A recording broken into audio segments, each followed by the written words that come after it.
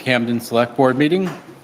As you know, the Select Board meetings are broadcast live on Spectrum Cable TV, channel 1303, and web streamed on YouTube. For those wishing to participate remotely, please click the link to join the Zoom meeting. The first order of business tonight is the election of a new Select Board chairperson. I would nominate Susan Dorr. I second.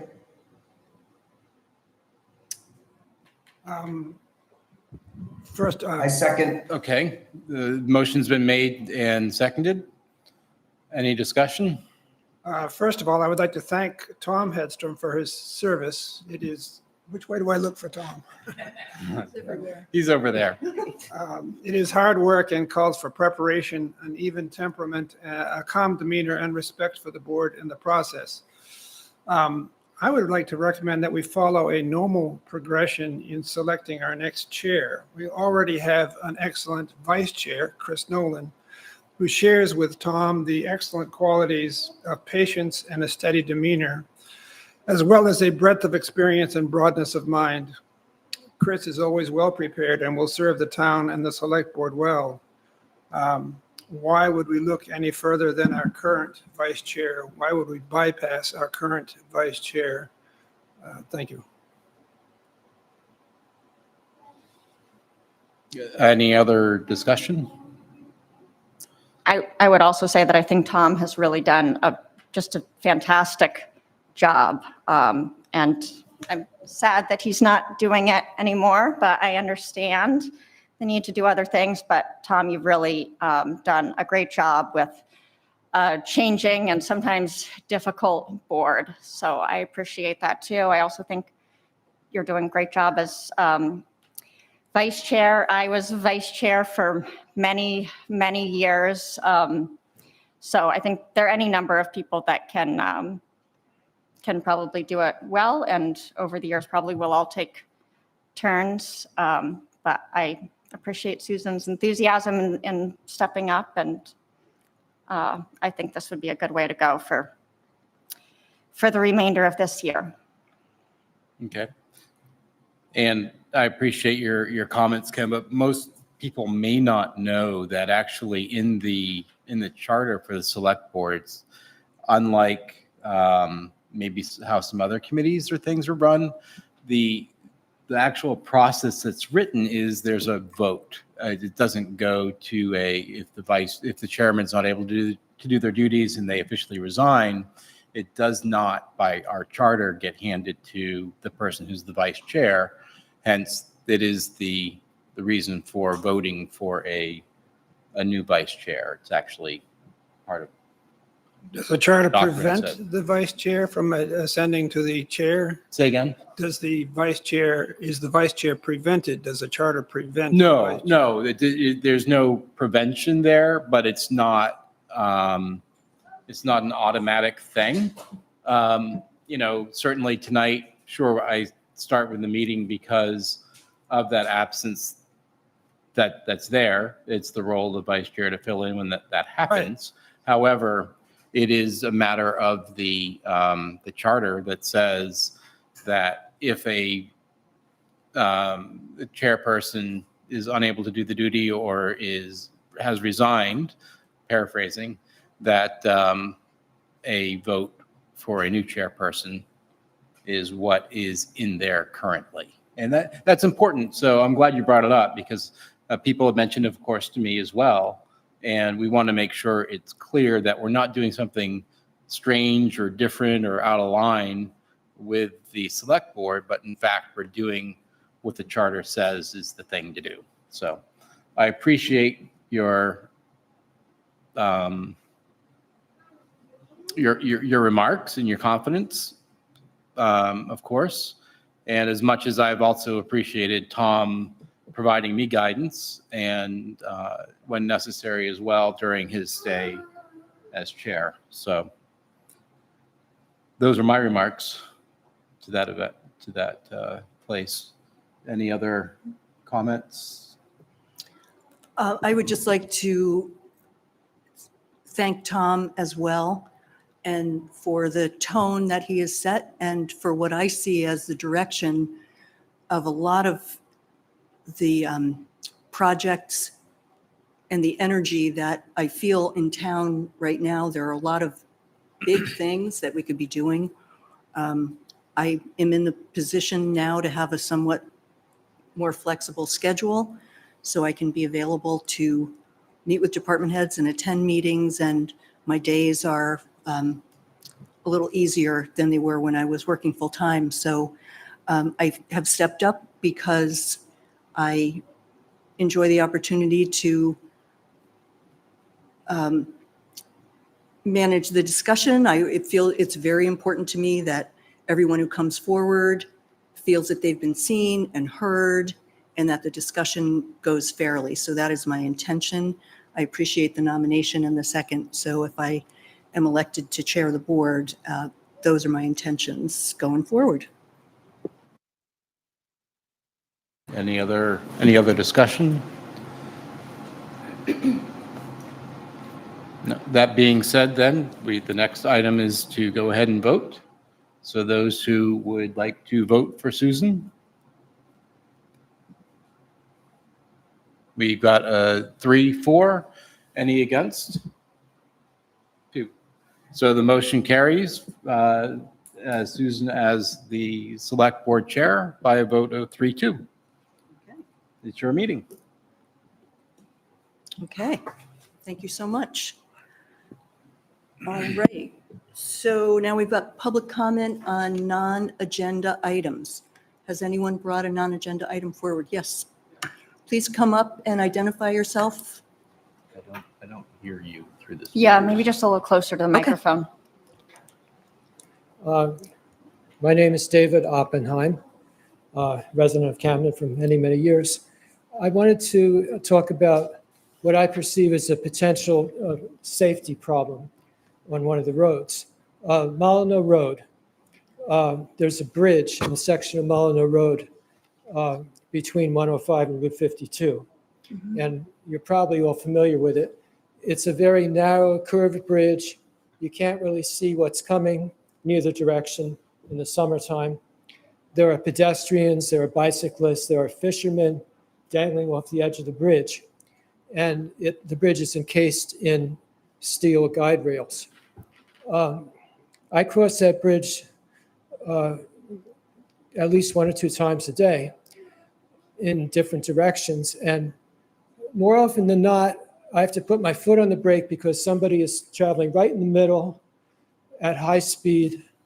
And very often it is hard to gauge which part of, what half of the bridge is, especially if you're going fast. And if it's a construction vehicle, say a pickup truck hauling a landscaper rig or something, you've got the vehicle, a trailer, and it's really hard to stay on your side.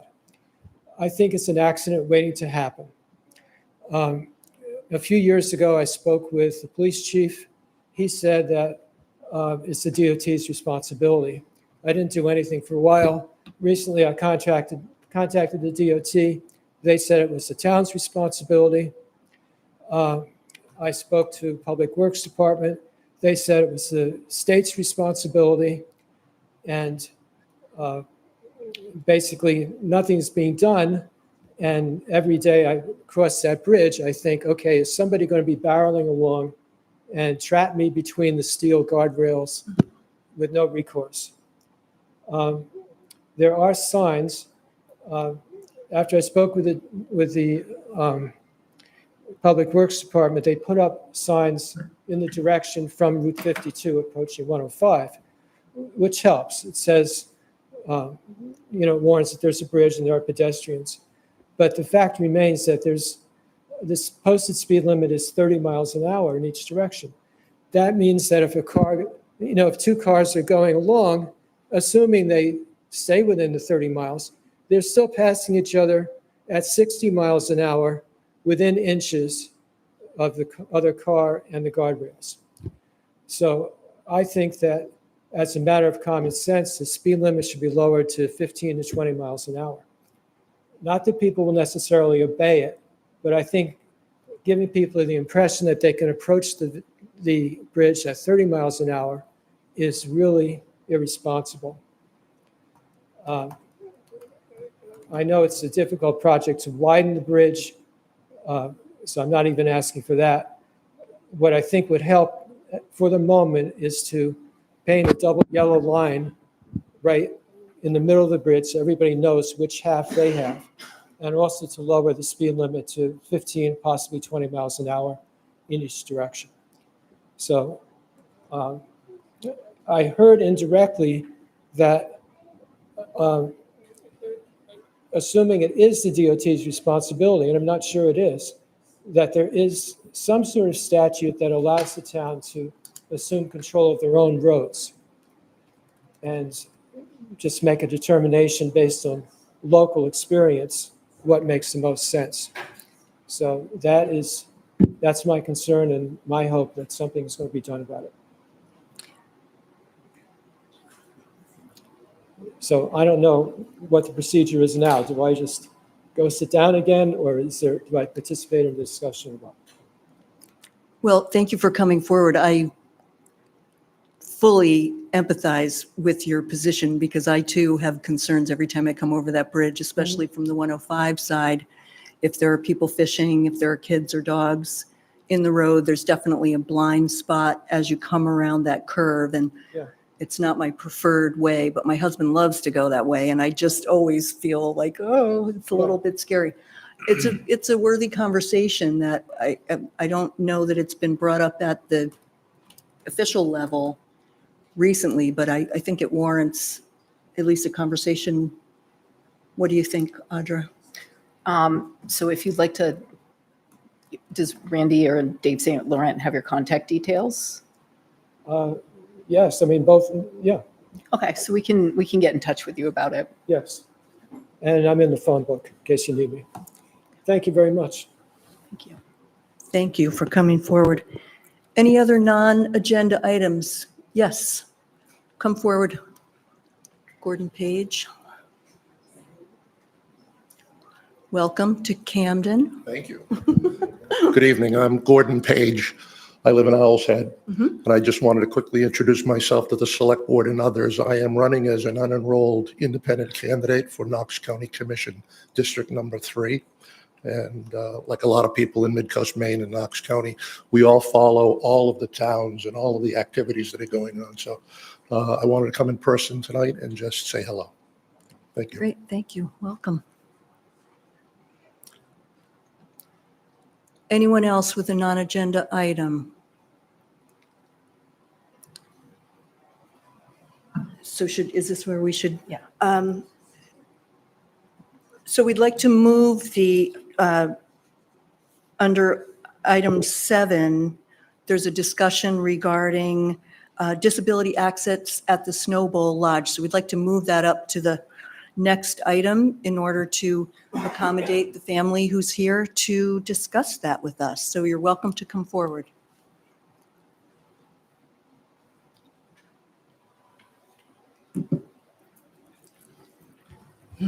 Please state, oh, go ahead. My name is Indra O'Donnell, and I'm here because I think that the Camden Snowball should be handicap accessible because everyone should be included and have a chance to ski and have access to all floors of the lodge. There are many reasons to make the Snowball handicap accessible. It makes people happy to ski, and everyone should get the chance to. A ramp or elevator would also make it easier to walk down the stairs to walk around in ski boots. My dad is disabled and can't walk. We have to go to Black Mountain of Maine if he wants to ski or even watch us ski. There are a lot more reasons to make the Snowball handicap accessible. Disabilities Act and the Maine Human Rights Act require state and local government in Maine to ensure that people with disabilities have equal access to public programs, public places, programs, and activities, As you can see, there are a lot of reasons to make the Camden Snowball handicap accessible. Thank you. Thank you so much. I see future advocates in our midst. Excellent presentation. Thank you so much. So in terms of taking your concerns under consideration, where would we go next with that discussion? So Indra and her teacher and her family came to us a few months ago about this. So staff at the Snow Bowl have been looking into some more immediate options. And if the redevelopment were to move forward, the plans for the new facility include a lodge that's fully accessible. And, you know, there are other programs that are run through different organizations in the state that could help with the accessibility to skiing. And I think Holly Anderson has looked into that. So it's more of the immediate, how would we address that issue with the old lodge and retrofitting that and looking at that. And that's a much more complicated and not easy question to answer. So that's the thing that we'd have to figure out is how close are we to the final phase of the redevelopment and kind of balancing that with more immediate retrofits that we need to make the current lodge accessible. Great. Well, I think we'd like you to stay involved with the discussion and sit in on conversations, and you'd probably have some ideas that would help make it better. I'm just here to tell you that I think it should be done. I'm not really. But that's how things get done. Yeah. Well, thank you so much for coming forward. I really appreciate it. I can see that your family is moved and excited that you did this, and it's a big step. Good for you. Thank you. Thank you. Allison has a question. Yes, Allison. So I would love to be able to talk about this. I'm trying to make sure I follow the rules. Is this an agenda item or a? Number 7. It's a discussion item under number 7. We didn't have just a presentation. Oh, I'm not seeing, I must be looking at the wrong I'm not version because I seeing it can't see either. it. I can't see it either. But so that means, I know on non-agenda items, we're not allowed to, when there's public comment on non-agenda items, the bylaws have said that we're not allowed to respond, much to my dismay. But so if this is an actual agenda item, then I guess I can. It must have Say been something? added after. Oh, there was That's fine. technical Must issue, be, yeah. there must be A two. technical issue. Two versions of the packet or something. But I like how you said, listen, I am telling you guys that you need to fix this, not that I have to come up with the solution for it. And I think that's right, because we can fix it. We fix all kinds of things. And I don't think we should be waiting around for some grant program to help us fix it or a redevelopment of the entire lodge. That might be the best and final solution when we can really change everything. But we have the power now as a town to find funds. There is select board, there's a contingency fund. Maybe it's not too late to get something on the ballot if there needs to be funds, but we could make a ramp up to that deck. I mean, even I've witnessed this same thing. It's unacceptable that somebody can't go up and get to that deck and at least be able to watch what's going on. That is something that we can solve now, and we should make it a priority, not something to be studied in the future. So I know there are other things that can be considered for a long-term solution, but the same thing with this building here. It's not 100% inaccessible like the Snow Bowl deck, but I would just like to see us really try to make that a priority and figure out how we can. And if it's, if the problem is that it costs $150,000 to make the ramp or whatever it is, at least bring that to us so that we understand, okay, this is the best we can come up with. And then we can decide whether that's too much money or not enough, or people can vote on it. But, I'd like to see something actually come to us. So. Yeah. I agree. Along those same lines, where did we end up with getting this room to be accessible? We have an architect that's drawing up plans for that. So maybe it will happen soon. Hopefully we'll have it ready, like we'll have the estimate ready for budget season for FY '26. So looking at the upcoming winter season, if we were to try to take some action to create some accessibility this season, what would our best strategy be, do you think? Is there a way to get some drawings and get some cost estimates so that we could consider something? Well, I didn't want to go too much into this because, I didn't feel like we were sort of prepared enough to kind of talk about it publicly, but we've got work going on, earthwork going on as part of putting in the new building out at site. So that new building is going to be connected, it's going to be plumbed in, so it's going to have, water, and it's going to be connected to wastewater. And as part of connecting that new building, there's going to be earthwork on site. And so we were looking at that hill where the steps are and how we, To the right? of the yeah, to building get up when to you're the facing deck, it? Okay. the where everybody goes from the parking lot up to the deck. Mhm.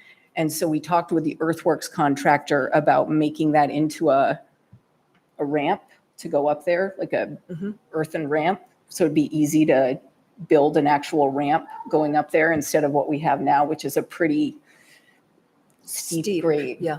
So that's something that we're looking at doing in August, or the end of this month into September, as part of putting the new building in.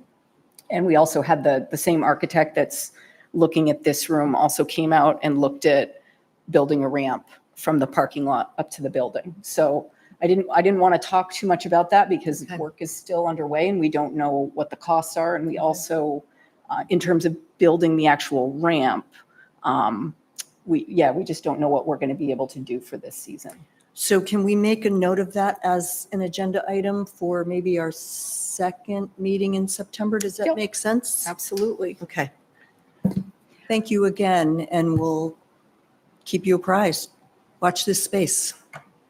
Is there an opportunity to just put out a request for proposals to say, okay, I mean, there are companies that do this. There are at marinas, at all over the place, they make ramps that are modular, that are all are we looking at only one possible earthen solution, or can we? Well, it wouldn't just be the earthen solution. That would make it easier for the ramp that we have to build. Right. Okay. Jeremy? I just think, Allison, I understand your point. The challenge at this location is how steep it is, how steep that existing slope is. And when you have to build a ADA compliant ramp, you end up going to have so many switchbacks going all the way up that the intent is to try to look at reshaping some of that existing grade to do what Audra's saying about being able to place a ramp, an appropriate and efficient ramp in a location that is smart for use of the area. Otherwise, you'd have a switched back ramp with platforms that's every so many feet. That would really be very expensive and really challenging to navigate as well. So I think we're looking at a kind of a broader brush than just trying to get a ramp in that meets the code, ADA requirements. It's about trying to facilitate that ramp as efficiently as possible, if that makes sense. Sure, just let's not let the perfect be the enemy of the good. No, I And know. Yeah. if there's a Yep. perfect solution and then an imperfect solution, I'd rather Yeah. the result be that something happens, Yeah. so. Understood. We had Joe Rosillo was out just the other day. So it's underway. It's part of the Yeah. thought process and. Okay. Any other non-agenda items? All right, we'll go on to item 3, which is the approval of the meetings, select board meetings from July 23rd and August 6th. Has everyone had a chance to review those? And any questions, additions, deletions, corrections? Allison? So on the July 23rd minutes, it says Jonathan question mark. That's, I believe, Jonathan Ives, Ives. Yep. And I think that normally we don't put in everything that somebody says in the public comment along with proposed wording, and I think that's too detailed of an overview of a public comment for us to be consistent, basically. Is this the AI transcription? I don't think that could have been AI. That looks like somebody did it. No, I think it was because they had the written statement, and so they just Mhm, included that in the minutes. Then it says this wording aligns with the select board's commitment to offer Camden residents a clear and direct vote on the future of the Montgomery Dam as outlined in the 2022 resolution. That doesn't really make clear that that was a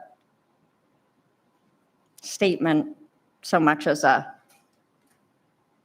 sort of codifies that as fact rather than a, I mean, I would have just said that Jonathan, I spoke on behalf of the Save the Dam Falls group with proposed warrant article language. But it's certainly not a hill I'm going to die on. I just think in general, there should be, a very basic summary of every public comment. Otherwise, we have to go into great detail for everybody.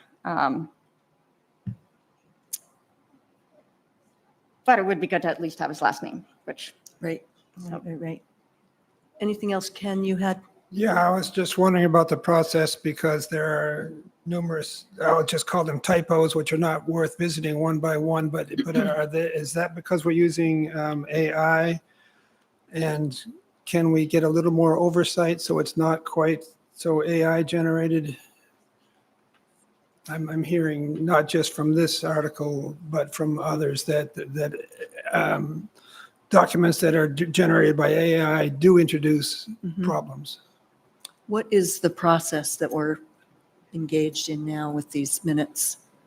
So we download the transcript from YouTube, and then we run it through AI to summarize and create meeting minutes, and then that's edited.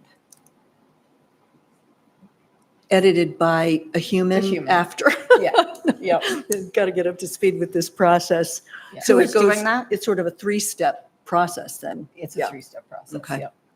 Who is the Uh, human? Janice is the human. Our favorite human. Yeah. I had one other, on the second page, it says, he also attended the Curtis Island Foundation meeting. If that refers to me, I didn't attend any such meeting. It would be more accurate to say Michael Scaling reported on a Curtis Island Foundation meeting. That's in the second paragraph on page 2. Yeah, I see the Maganuk- Moonakuk Right. watershed, Moonakuk. sort of Maganakuk. It's, no, this is the eternal conversation. Too much detail, not enough detail.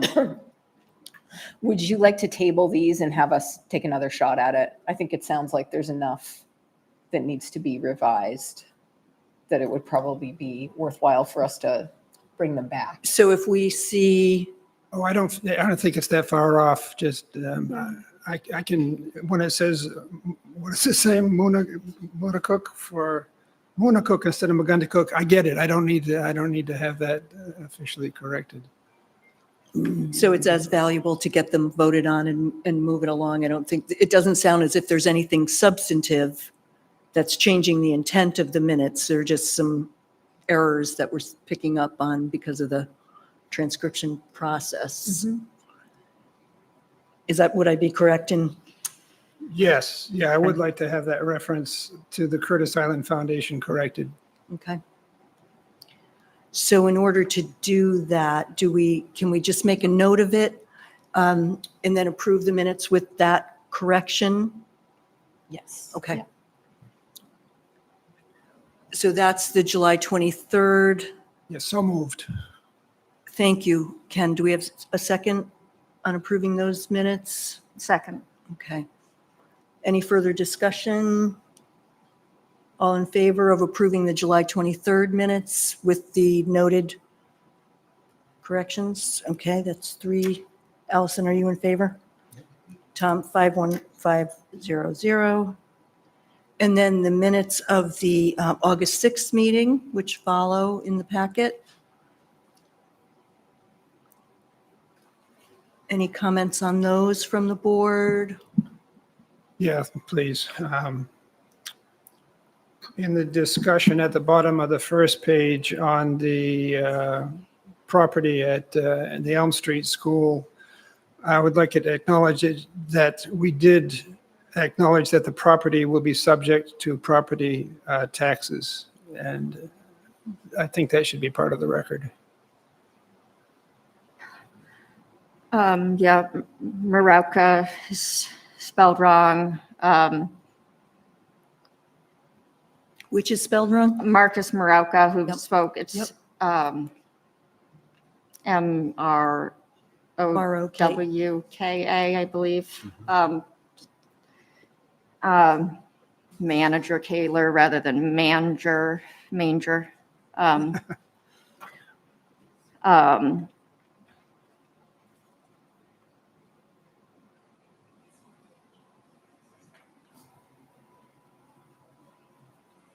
Yeah, it's just a kind of a strange combination of like the types of mistakes that you wouldn't expect AI to make, and then, I don't know.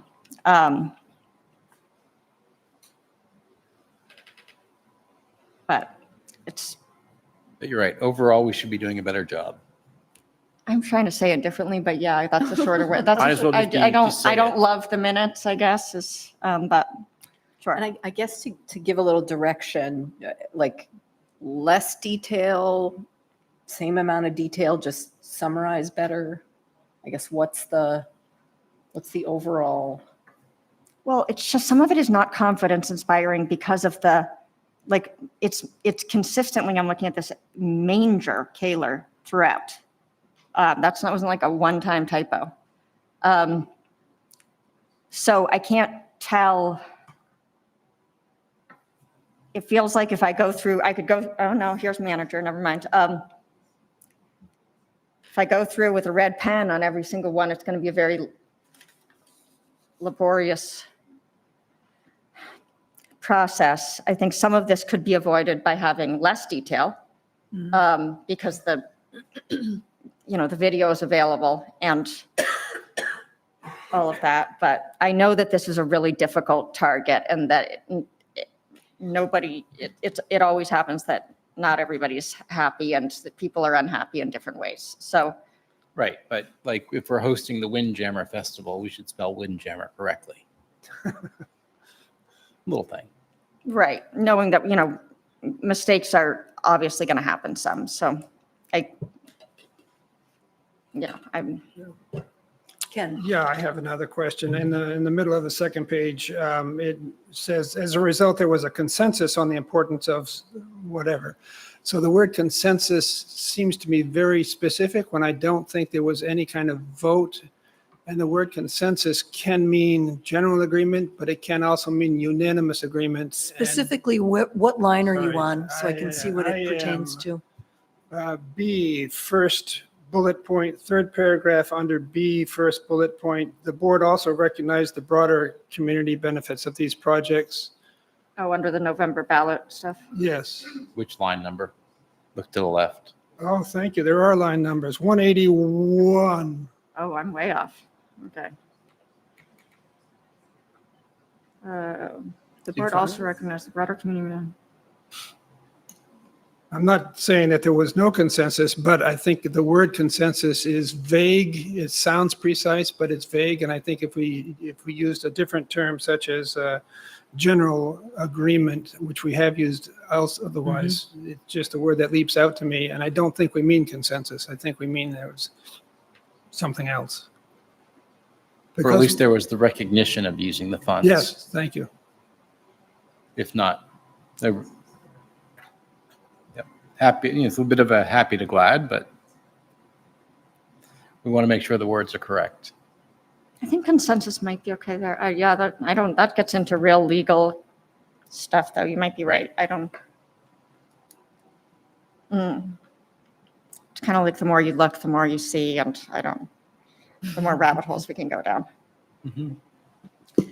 So not to belabor this, but is there anything that you think is substantively Well, I'd like to- significant I'd like enough to- to hold up the approval of the minutes, or can we I go like ahead? Chris's emendation there. There was a recognition of the importance rather than a consensus on the Okay. importance. So in line 181, Probably what we need to do is mark things up in advance. So, and if we have, rather than. Well, I think these were submitted to the packet late as well. They weren't in the initial packet that you maybe, if you're looking at. Right, compared to yeah, the one the that's on the August town. 6th, or yeah. One of them was submitted late, that's true. But we should correct the spelling of Windjammer just out of something that we're promoting as a town. It's a one-word item, not a two-word item. If you're looking for the line, it's 135. okay.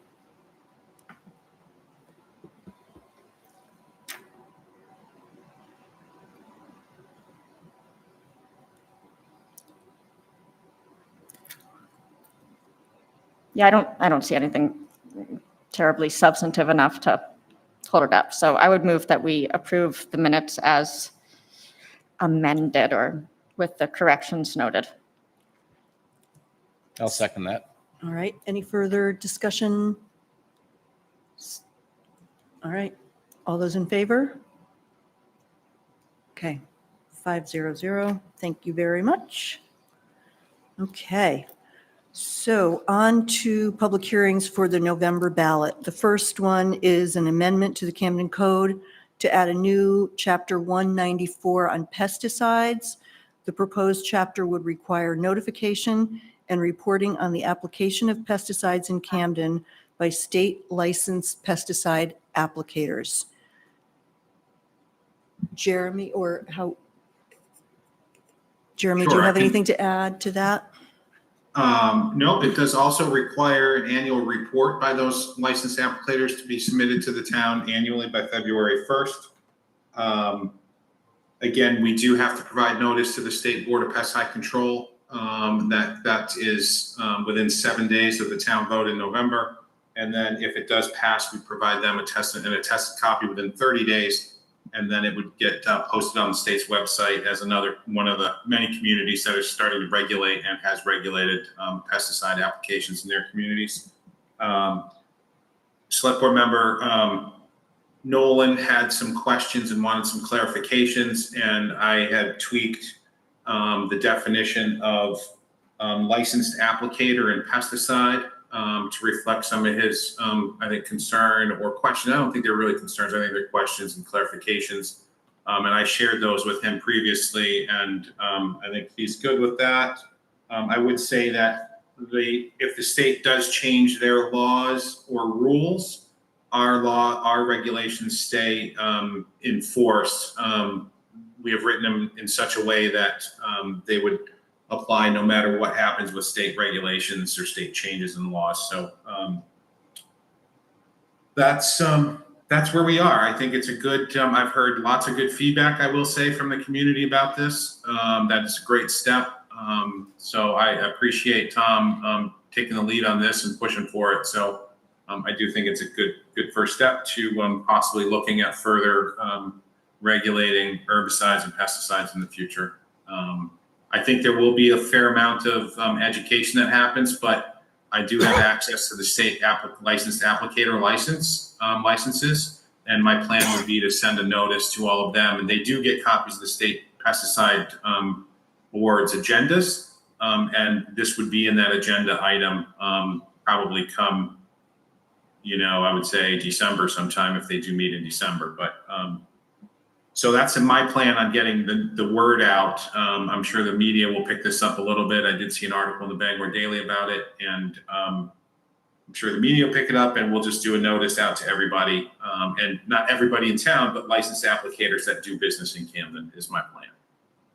Okay, Thank you, Jeremy. sure. Is there anyone present who would like to speak? Joanne?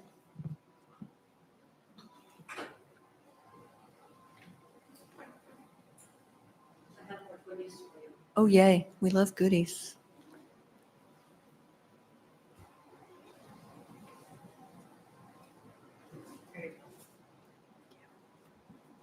And then there is the mission statement by how there's the state board of pesticide regulations.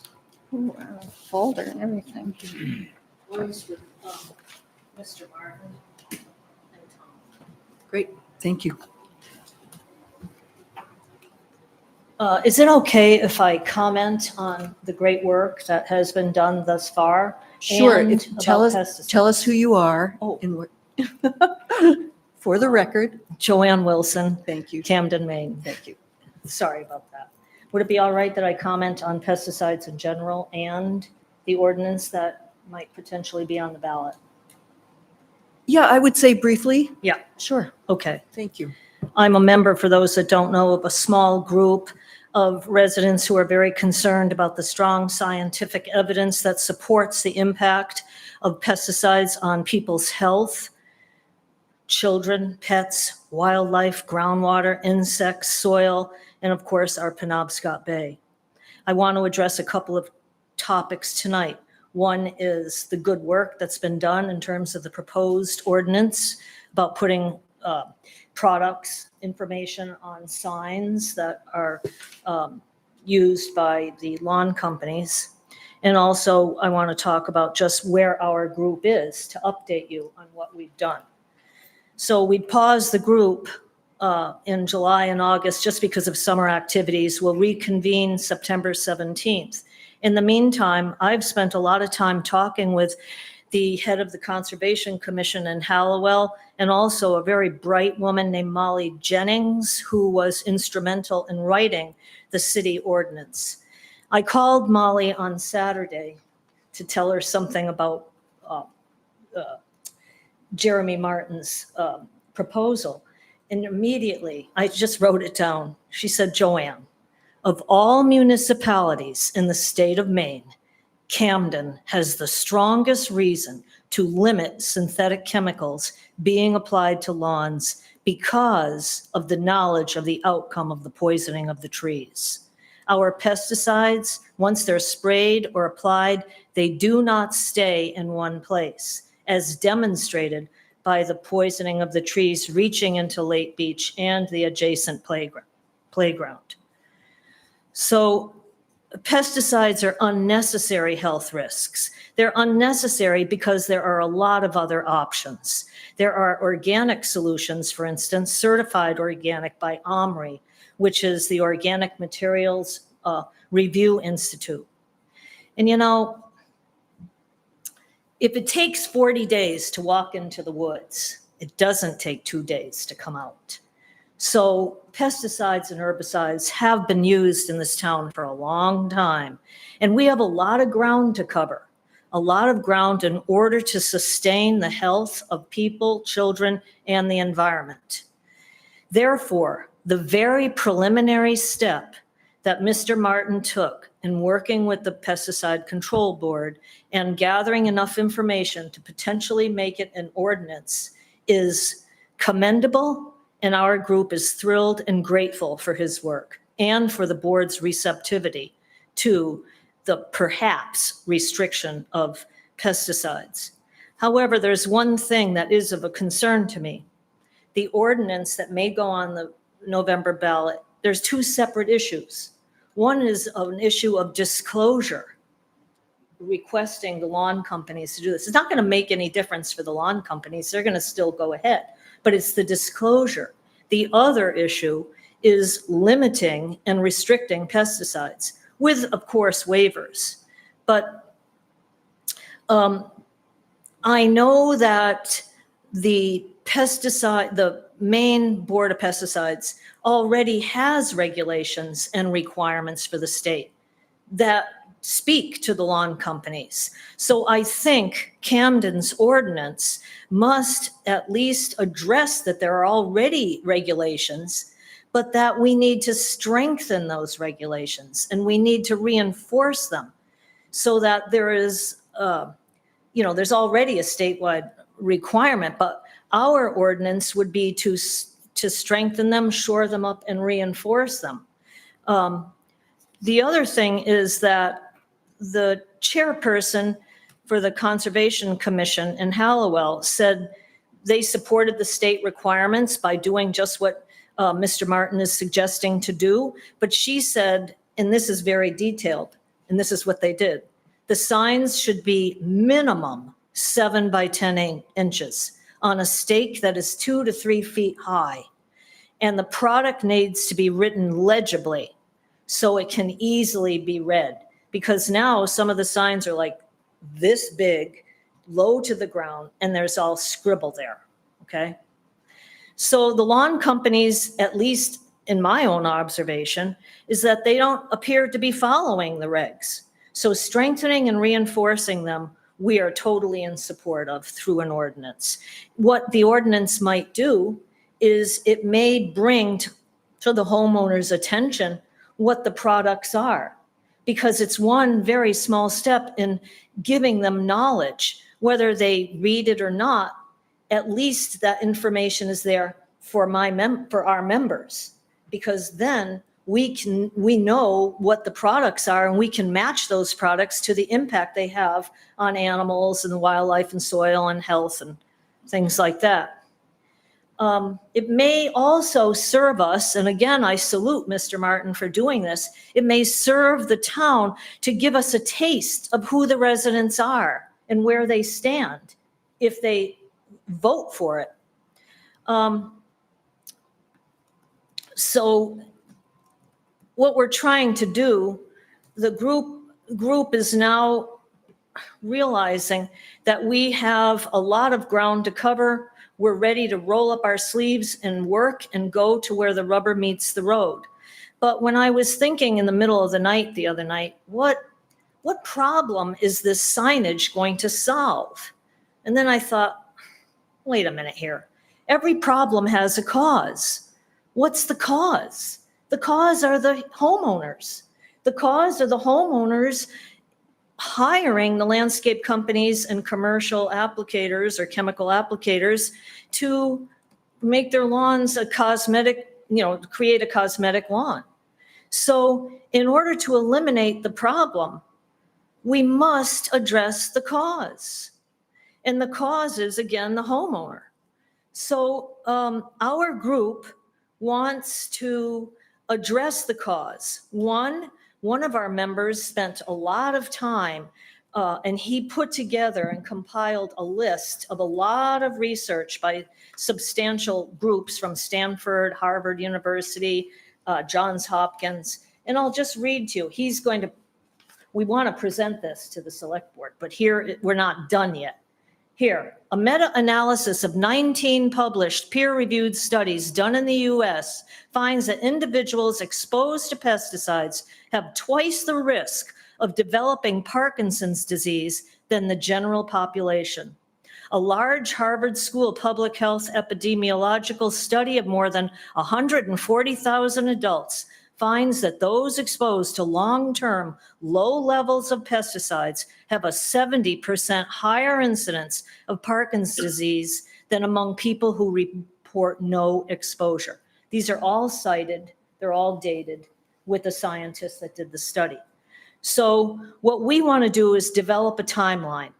By November 1st, we plan to have a coherent mission statement that we would like to submit to the select board. We plan to create a methodical, strategic plan to disseminate information through various mediums, such as flyers, brochures, speakers, canvassing door to door, so that we can extend, also we want to extend a welcome to each individual select board person to come to our meeting so that we know what your thoughts are and we're open to your advice. Find out what you think, how you can help us. We need to recruit retired people, for instance, who help us with our plans. And power is knowledge. We're not going to educate people. That seems somewhat arrogant to me. We're going to educate them. It's not educating them. It's giving them information where they can make an educated decision about their own health. So most importantly, Mr. Martin has taken a great step. But again, we need to create an ordinance that restricts and limits pesticides. If 34 other municipalities could do it, Camden can do it. It certainly is doable. And Camden needs to be a champion in this on the mid-coast. So the long-term goal is to protect the Penobscot Bay. And so we need to focus on offering information to all residents so they can educate themselves about the harmful impacts. And it is the town's mission to safeguard the health and well-being of all. So without an ordinance and without limited information, we may be denying the residents the knowledge to support their own health. So thank you. Thank you very much for hearing me out. Thank you, Joanne. Would anyone else like to speak on this article? Jeremy, did you have something you wanted to add? I do. I'm just going to read an email that I got from Rebecca Jacobs from the Conservation Commission. She sent me yesterday and asked me if I could read this. Hello, Jeremy. I'm writing on behalf of the Camden Conservation Commission in support of the town's new pesticide code chapter, which proposes notification by all licensed applicators. This information will serve the town well going forward to better understand what is being applied and where to help inform future decisions as needs, as well as to debunk myths. Best, Rebecca Jacobs, Camden Conservation Commission Chair. I don't know if there's anyone else that wanted to comment on it, but I have a quick solution, and I appreciate Joanne very much, and I'd love to engage with her and continue this conversation and be able to do that for the town. At the end of 194.4, which is the signage section, which requires, at least 30 minutes before, you've got to provide signage every 50 feet along the entire boundary line, abutting property lines, and along public and private right-of-ways. In just listening to what she said, and I hear it and I understand it. Those signs are very small. You can barely see them sometimes. Every 50 feet is much better than the state standard, I will say. But if the board is kind of understands and appreciates what Joanne was saying, we could add a sentence such as, at the very end of that, signs shall be a minimum of 1 square feet in printed area and shall include the time of application and the trade name and EPA registration number.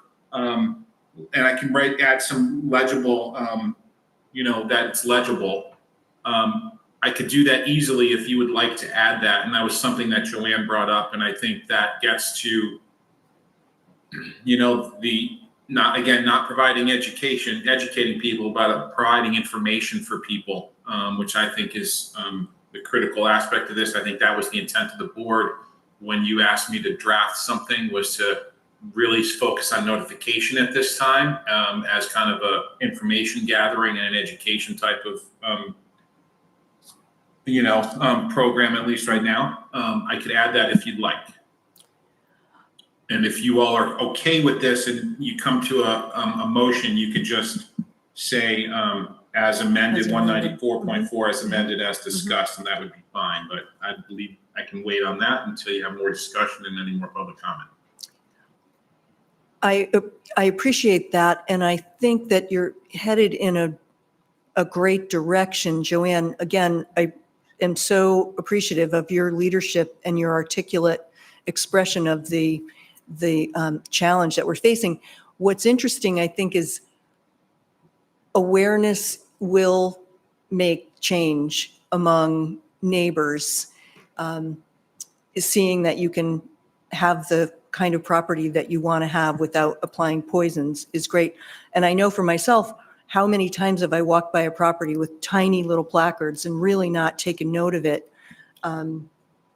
Bigger signage, why not? I mean, the more we all are aware of where these things are being applied, the more we're going to be able to exert some influence, whether it's soft or hard or what, how, or just changing our own behaviors, I would certainly be in favor of taking the signage piece to the next level, just in order for us to really know what it is that we're being exposed to.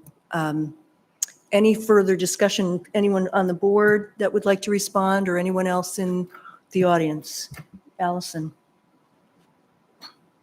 Yeah, that makes lots of sense to me. Does it, I was trying to find in here, does it specify how long the signs have to stay up anywhere?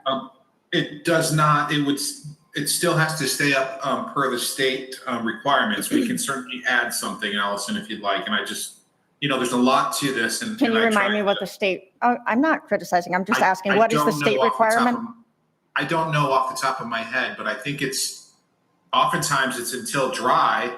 I've seen that on signs before, which to me is just bonkers, but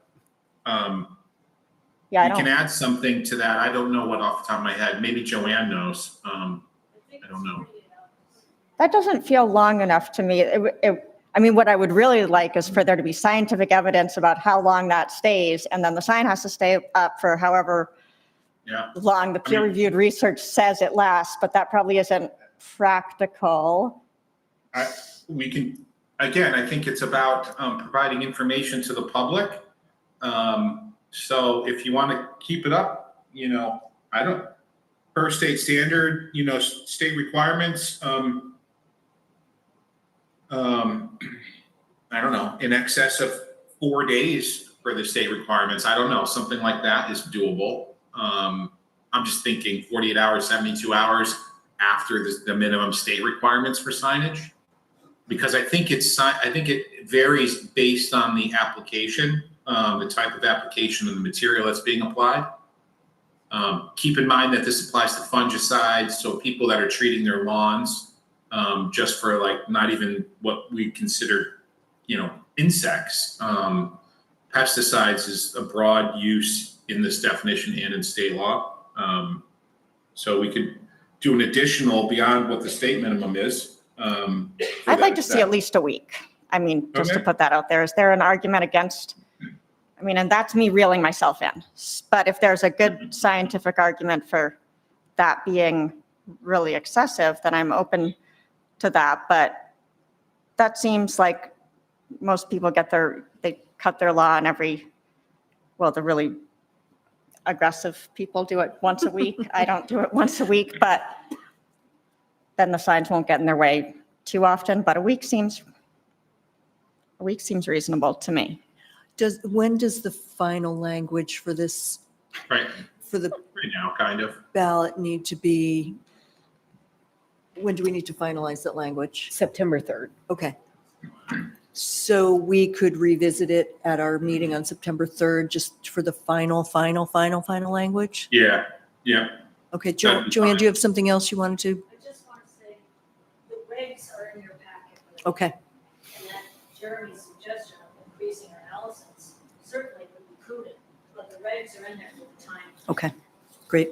Can you repeat that? Because the Yeah, cameras what Joanne pointed out was that in a packet that she's given us, the state regulations for the timeline for the signage is included, so we can incorporate Alright, that into, and it's my understanding is that the town can do in excess of what the state has Correct. recommended. Correct. Uh-huh. So The we'll, whole point is education, then. I mean, my idea was something as simple as signage shall be in place for a minimum of at least 7 days.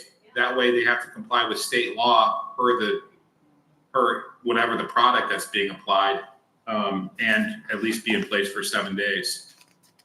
Yeah, I think that's a better compromise than the state plus 7 myself. Right, yeah, That's yeah. probably a better and easier way to have people comply too. Right, total, exactly.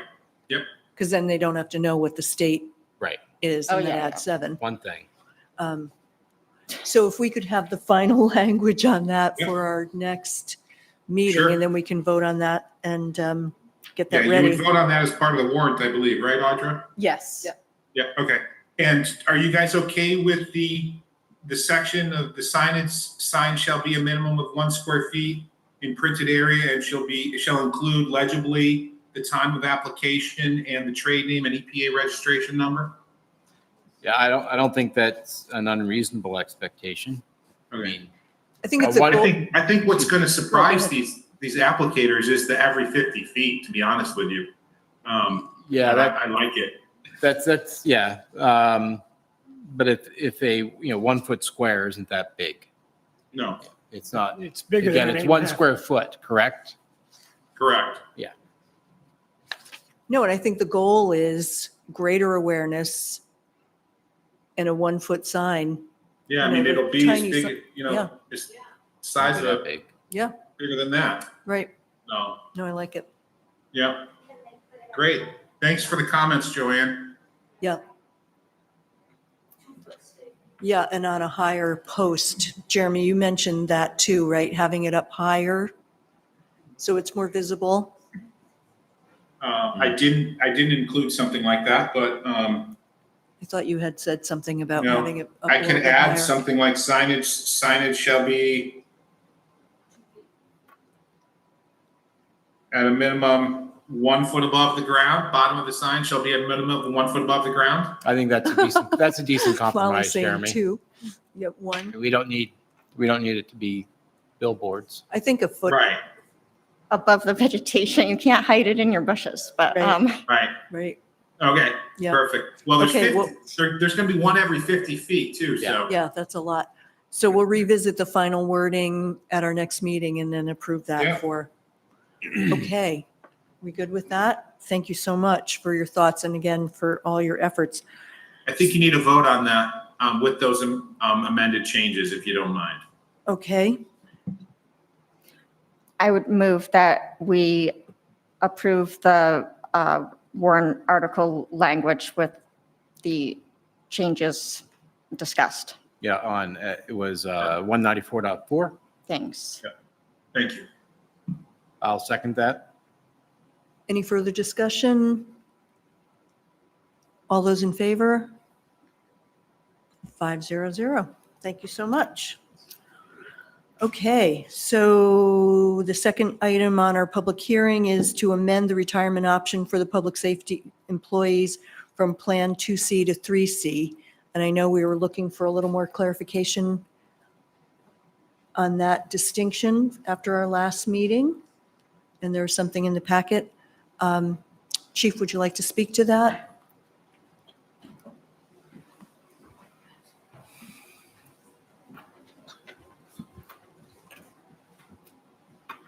Yeah, so we filled in the blanks with the memo. So the quick recap is we skipped the technical step of having the town meeting vote on making this change. It was approved by the budget committee, it was approved by the select board. The budget was approved by the voters. So this is the financial impact of this is already in FY25. We just need to have the voters approve making the change from 2C to 3C. And again, the primary reason for doing this is to keep us competitive as an employer. Any questions from the board regarding this change? Allison? No, I feel good about it. Actually, it was Chris clarifying it last time. Chris, by the end of that, I was feeling like I understood it and it made sense, but it's nice to have it all written here in a memo to be able to send to anybody else. So thank you for that. Yeah, in short, it was a small expense to the town for a large benefit to first responders over time. And that's correct. This is limited. That's the proper language, right? First responders only on this, or is it even more limited than that, who are eligible for 3C? Just first responders, Yeah, public safety. So public Yeah, safety. Police so department. people wouldn't think we're doing something for one group than over another in a way that is unfair. It's just, yes, there is a special provision. There are certain things that first responders have to contend with that most other people in the world don't. They have a front seat.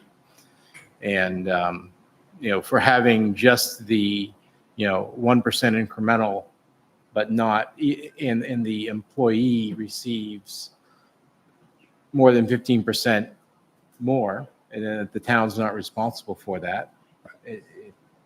It makes a lot more sense to do it to me than not to. Yeah. Agreed. Well, I think Thank as you a- for the write-up, by Yeah. the way. And as a recruitment and retention tool, Right.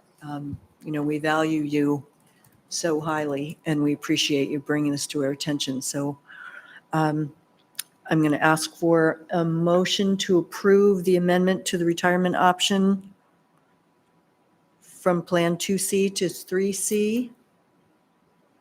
Or approving that as a warrant article. It is a To warrant, be included on the warrant. to be included on the warrant. So moved. I'll second that. Okay. Any further discussion with the board? No? All those in favor? Looks good, 500. Thank you, Great. Chief. Thank you. Appreciate it.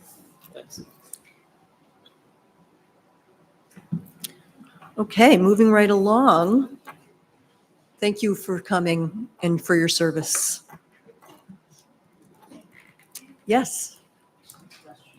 Yeah. Oh. Just when this happens, nobody can hear. Yes, come up, please. Thank you, Allison. Sorry. No, Hi, no, Chris Frieden with the Historic Resources Committee. In the packet is a follow-up to the Historic Preservation Amendment for the November ballot. And so it's in the packet, but it's not on the agenda. So I just wondered if this is a place to discuss it or if it's not going to be discussed at tonight's meeting. And the reason I'm asking is because I'm going to be out of traveling at the next meeting. So if there were any questions of me or anything like that, I'm here tonight. So it's something that should be discussed when you discuss the warrant. So that would be item 7B. Right, there's a discussion item about the warrant article questions, so I think Oh, that's, okay. Sorry. No, that's fine. Thank you for clarifying. So we could change the order. Would anyone have any objection to changing the order so that Chris could speak? We could just, So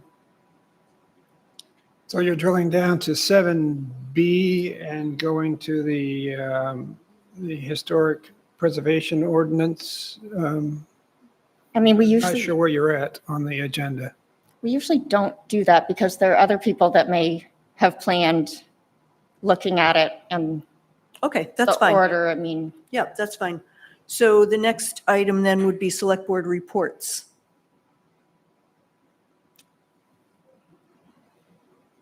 Has anyone got something they would like to tell us about what they've been up to for the last couple of weeks? are we volunteering Yes, instead of dictating the order? Whoever's most enthusiastic goes yes, first. by all means. Go ahead. Scanning the room for enthusiasm level. Allison, you look enthusiastic to me right now. Okay. We had a Pathways Committee meeting, just it was the Camden, monthly we're meeting, it's the Camden Rockport Pathways Committee, and monthly we meet, Camden and Rockport meet separately, and then quarterly they meet together. There was an issue with connecting to YouTube and that live stream. So anybody that was trying to watch it live, it has been recorded and is going to be uploaded. But it was a good discussion. And one of the things that came out afterwards was that I think might be of interest is Jeff Scott sent around a link to a presentation that was given in Rockport. They got a village, what does VPI stand Village for? Partnership. Village Initiative. Partnership Initiative. They got a grant from MDOT to study a certain area of Rockport, basically for pedestrian and cyclist improvements.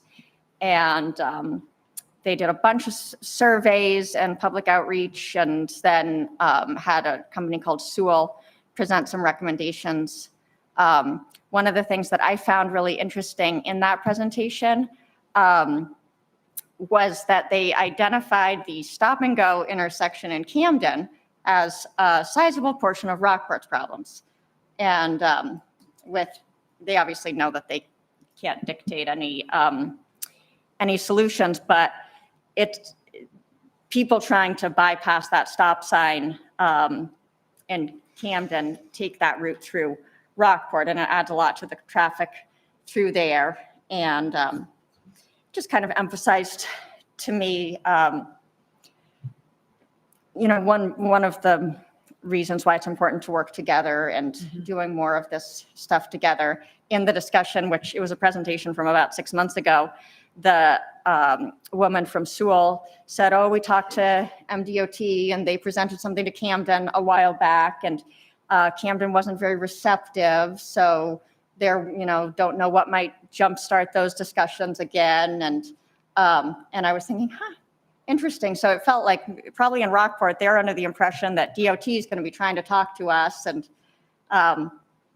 it's been 6 months since that presentation. I don't know if anybody's approached us, but anyway, it was interesting. And also I think I can send the link to anybody who's interested, but I did learn a lot about the different recommendations for slowing traffic down in different places, what's allowed, what's not allowed, what's being considered in other communities. So there was talk on the Pathways Committee about different areas where that it might make sense to apply for funding for like a planning grant for Camden. We sometimes get stuck in these trying to come up with solutions for different places, like the stop and go intersection. And hearing a professional go through what some of the different options would be is helpful sometimes, rather than us all speculating as to our own solution. So that was useful. We talked a little bit more about the idea of the trail that from Camden to the high school along the power lines.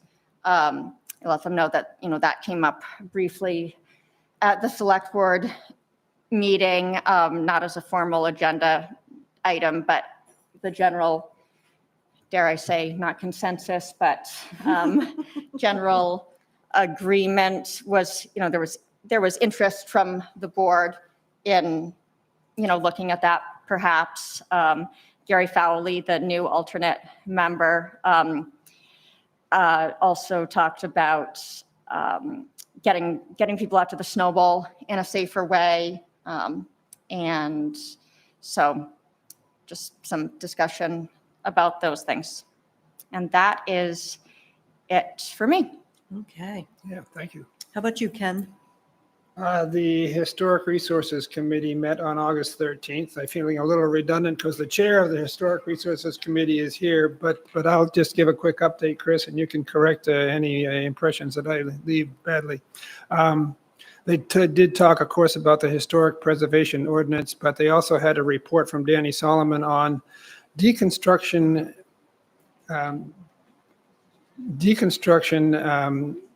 as an alternative to demolition. Deconstruction and reuse. Picture the Habitat for Humanity's Restore, how to fill that with material from deconstructed buildings. It was very informative, and we will probably see more about that in the future. There was an update from the Curtis Island Foundation. They did talk about, there are right now 3 historic districts in Camden. There's the Downtown Fire District, there's the Chestnut Street Historic District, and the High Street Historic District. And of course, they have their eyes on the next one. They've done a tremendous amount of research on the Elm Street Historic District, which does not exist yet, but it's probably the next one. And they're framing one after another, and perhaps the whole town will have historic districts at some point. And their next meeting is September 10th. But while I have the floor, I just wanted to mention that my agenda that I got via email does not match the agenda in the packet, and I think that's a problem. I had no idea that the agenda had been changed, and I'm struggling to see where we're at. And I did finally find the right agenda. It's going smoother now. Thank you. I had some similar problems. Yeah, you're right. That's supposed to be out and available for everybody by Friday, I think, according to the bylaws. Chris, I've got 4 or 5 items. One, traffic ordinance. Both Chief of the Police and I have been working on other priorities, but we will continue once we get a little bit of time. And I'm glad to be working on that. As some may know, I'm also I hold a position with the state of Maine as one of Maine's motorcycle outreach safety license instructors. So it's a good thing for me to also continue to be involved with, and we will once both of our schedules are available. The McGonagall River Committee met. There's a few things going on there that are important. One, most importantly, there will be a public discussion. The committee is trying to put that together in September. However, I do not have a date, nor do I have a location for that yet. But the public discussion is to present viable options as well as the short-term and long-term costs and opportunities with each of the elements. And public input is the reason for doing those outreach sessions. There'll be more to follow. I'm sure it'll be on the town's website once that gets scheduled and provide people an opportunity for input. And this is really important for the group to hear feedback on how do the people of Camden, feel about the McGonagall River watershed? What are the priorities that they have? And it's their time to be heard. Not only is there time during the session that is now set aside since October, set aside for public comment, but this is important public comment to get on, fairly expensive projects, no matter which way you look at it. We also will be changing our bylaws again a little bit because of they were changed recently to speaking to the change that we decided that a select board member won't be the chair of that committee. And we'll still go down that road, but what was also put in there was that there'd be more participation from FB Environmental, which actually they've got to take a step back. And it allows our designated chairs of the day for the committee to really step up. And there's other administrative support that will be necessary that won't be out of FB Environmental. Two other things. One, and this is maybe worthy of a discussion, if not now, at another meeting, to find out what the rules are on this next piece, which is concerning the Midcoast Solid Waste Committee. It's a 3-year commitment to be part of that group. It's something I need to circle back on and wonder if there were other people in the community with more expertise and maybe time than I currently have. If we wanted to go ahead as a group and say, hey, let's try to get more involvement from the public and does it have to be a select board member on the Midcoast Solid Waste Committee? Maybe there's somebody in the community who could more openly, essentially apply like we do for our other committee positions. Is there any rule preventing that to enable, if there are other people in town with more time, more expertise on the subject, if they wanted to become involved, is there a way that can happen? Yes, there is no rule preventing that. So What would we need to do? all you need to do is appoint that person. What if we wanted to get applicants like we normally get an applicant for the other committee? Like we had 7 applicants, for example, for the Harbor Committee. I don't want to be presumptive that it's any one person. I don't know who in the community might be interested, but it would be nice to know and put that out publicly so it happens in public as far as if there's a different selection for somebody who maybe is more qualified and certainly more time than I currently have. So we could advertise like we do with the other committees and yeah. have people fill out a committee interest form. And then once the advertising period's over, we can bring the applicants that we get to the select board and you can choose from them to appoint someone. Is that you've been on the Midco Solid Waste for a while. Is that an acceptable means? Does the Midco Solid Waste have a say in that committee on how Camden will appoint their members? No, Midco Solid Waste doesn't have a Okay. say. And actually, I mean, hearing you say that, that's sort of the process I've hoped for a long time, having gotten interested as in that board, going to those meetings and then learning that the only pathway was sometimes the select board in this convoluted process. I love the idea of a public application process where people get a chance, so. All right, I just have two other quick items then. One is looking at our current select board bylaws. They were last signed by a board chair that now is 3 chairs ago. That somehow I'd like to get that onto our list of things that maybe we can take a look at. If there are other things that we'd want to change, that would be kind of nice to do. If there are updates that, I think A, we need to be familiar with it, and B, if there are updates that are needed, go ahead and do it. And the last item is we did have the paid parking meeting. And one of the things that I really appreciated from that discussion was basically how the consultant fielded questions, even from those who might be more skeptical. Looking at the aesthetic value to the town compared to the monetary value or the impact to businesses.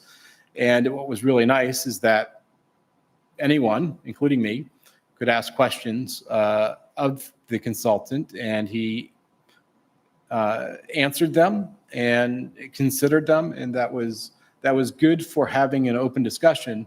And anyone could certainly go back and listen. That was recorded, right, on a YouTube piece or whatever. And I think that's another piece that people need to be aware of, that this is a discussion that's happening.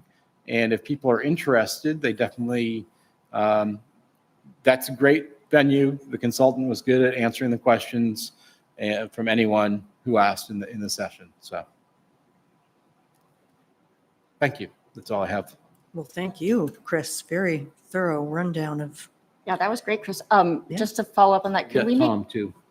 oh, sorry, but just to follow up on yours, can we make sure that the recording of that last meeting goes in there's a parking management What is it even called? Oh, yeah, on Yeah. that page on the website. that has all the information? Yes. And then maybe make it a news item? Yep. So that people can see it?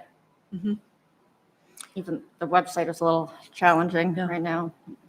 Tom, have you got something that you would like to contribute? Nothing tonight, thank you. Okay, thanks so much for being there. You're 6 hours ahead of us, so it's the middle of the night. Oh, wow. I always forget that.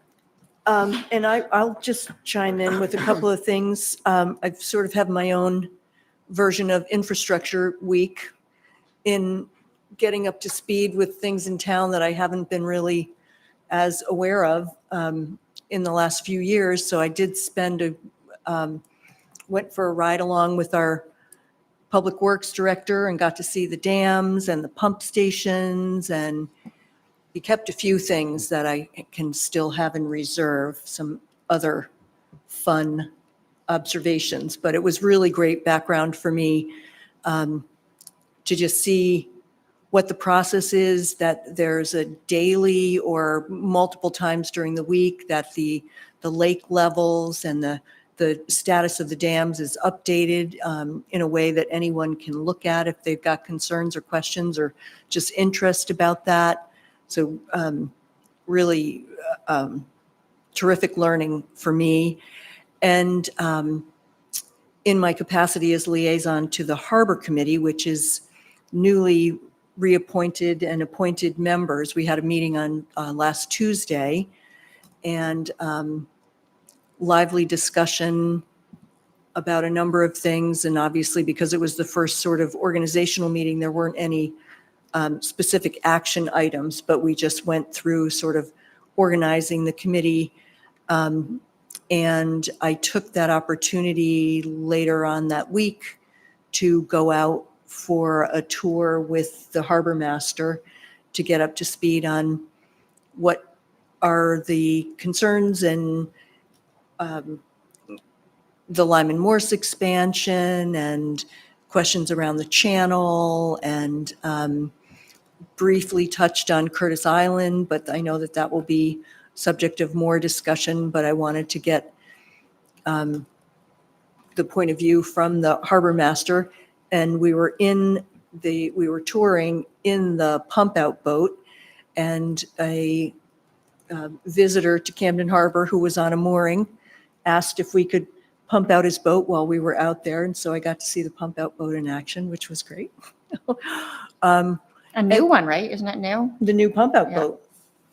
And then we had to cut our tour a little bit short because Steve got a call from the person who runs the pump out boat saying that there had been a number of requests. So we had to cut our tour short. But at the same time, Steve was meeting at Steamboat Landing with a group from FEMA who were here to look at storm damage and mitigation work that's being done to repair storm damage to the ramp. And then they went to the Marine Avenue access point where there's also erosion and some mitigation going on there. And we got to watch them from the water. And Lake Beach, right. I didn't personally witness that part of it, but I know that they were at Lake Beach as well. So that was an exciting few hours. And then I also, the public parking or the paid parking discussion was really well handled, I thought. And I think that we're at an interesting sort of inflection point with that, where there's a philosophical discussion going on, and I've been hearing from various people about how they feel about paid parking. I think it will be ongoing. I've got ideas about how we might make it more attractive to Camden residents, opportunities for mitigating some of that cost to Camden residents if appropriate. But, it comes down to philosophically, are you in favor or not? And so I know that that conversation is ongoing and there'll be opportunities, but we welcome anybody's thoughts about paid parking in town and how we can offset some of our road costs and parking costs with potential revenue from parking. So that does it for me. And now on to our town manager's report. All right. So Chris touched on this in his report. So myself and with the support of staff in my office are going to be providing the staff support for the Magunnacook River Citizens Advisory Committee beginning in September.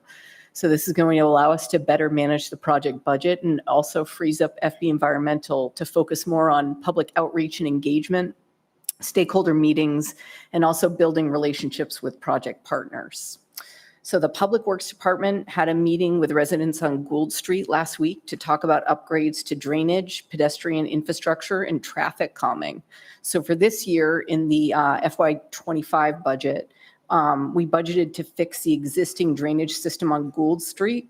So when we began the detailed project design, we found that further up on Gould Street, so towards the Route 52 end, not the 105 end, there really isn't any drainage, and that's a real problem. And if you drive up Gould Street, you can kind of see it, like there's scour on the sides of the road. And also it's just in pretty poor condition all over. So in addition to the drainage issues, that's also a street where we have concerns about speeding, which is understandable. It's a cut through from 52 to 105, and there's Magunnacook Market there. So people are traveling to get to that very popular location. And it's a very convenient cut through for a lot of people. The impact on the residents that live on the street is that they don't feel safe walking on it. There's a resident where unfortunately his dog was on his property, but it got hit by a speeding car. So it's a real issue on Gould Street. They've really struggled with the high speed of some of the traffic going through there. And anybody's familiar with it, there's a pretty steep hill. So it's if you're flying through from one street to another to cut through, I could understand how that would happen and why the residents who live there would be concerned about it. So it presented a real opportunity when we're looking at the drainage and realizing that we can't just address the drainage on one section. We also have to address the whole drainage system, to also look at the above ground infrastructure and what we can do there to improve pedestrian amenities, as well as other traffic calming treatments that are actually going to work. So currently there's that stop sign there, and that's really the idea behind installing it, was to slow traffic down. Traffic control devices like stop signs should not be used for traffic calming, and they're not the most effective option that we have for slowing traffic down. So when the Public Works Department met with the Gould Street residents, they talked about the potential of installing a sidewalk and to get their input and feedback and find out if they were receptive to that, which they very much are. And that would help with the drainage as well, because when you're building a sidewalk, it's elevated, there's a curb, and that helps direct the flow of water. And also the potential of installing a speed table at that intersection, which would also help with traffic calming. I'm sorry, what's a speed table?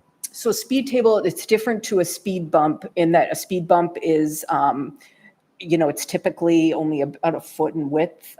It's pretty elevated, and anybody who's been over them knows it's a quick, fast dump. A speed table, it's much More like wider. what they have up at Coney at the end of 105. Correct, yeah. So it's much wider, and it's an elevated area where there's usually some treatment on the top, like some texturization. And the idea is that it will slow vehicles down that are going through, because snowplows can navigate that. yeah, so actually they're, and I think in Rockland on Cedar. Street. Yep. That's a good example of Yep. multiple speed tables that they installed for traffic calming there. So if anybody who wants a local example, Cedar Street in Rockland would be a good place to go to. So the Gould Street neighborhood was largely supportive. I think the biggest concern was the time that this was going to take, because we don't have budget in this financial year to do that whole project. So either it could be something that could be included as part of the bond projects, or we could budget for it in FY26. That would probably work timing wise, as well as depending on what the extent of the cost is. So we have a few different options for how we would fund it. But I guess I'm pointing this out because there are a few different streets where they have petitioned for traffic calming, or they've expressed concerns about pedestrian safety, and they would like a sidewalk, or they'd like some other pedestrian amenity to keep them more separated from vehicular traffic.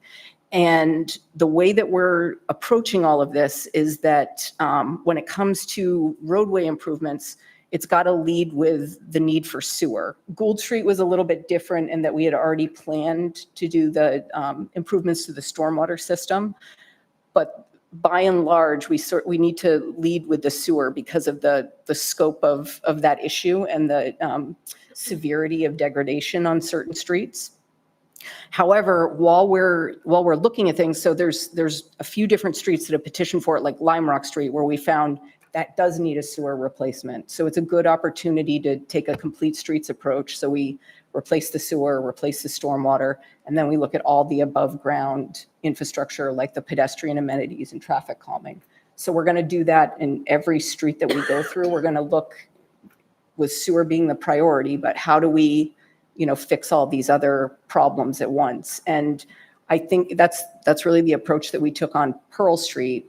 And it's a really good opportunity when a neighborhood is being inconvenienced by, a major infrastructure project, that at the end of it, they're also getting something that's tangible, that's making an improvement to the road that they live on. So I just wanted to make sure that that's something that we stated, that's a goal in when we're doing these projects, that we're going to be looking at it holistically all the way from the bottom to the top as much as we possibly can.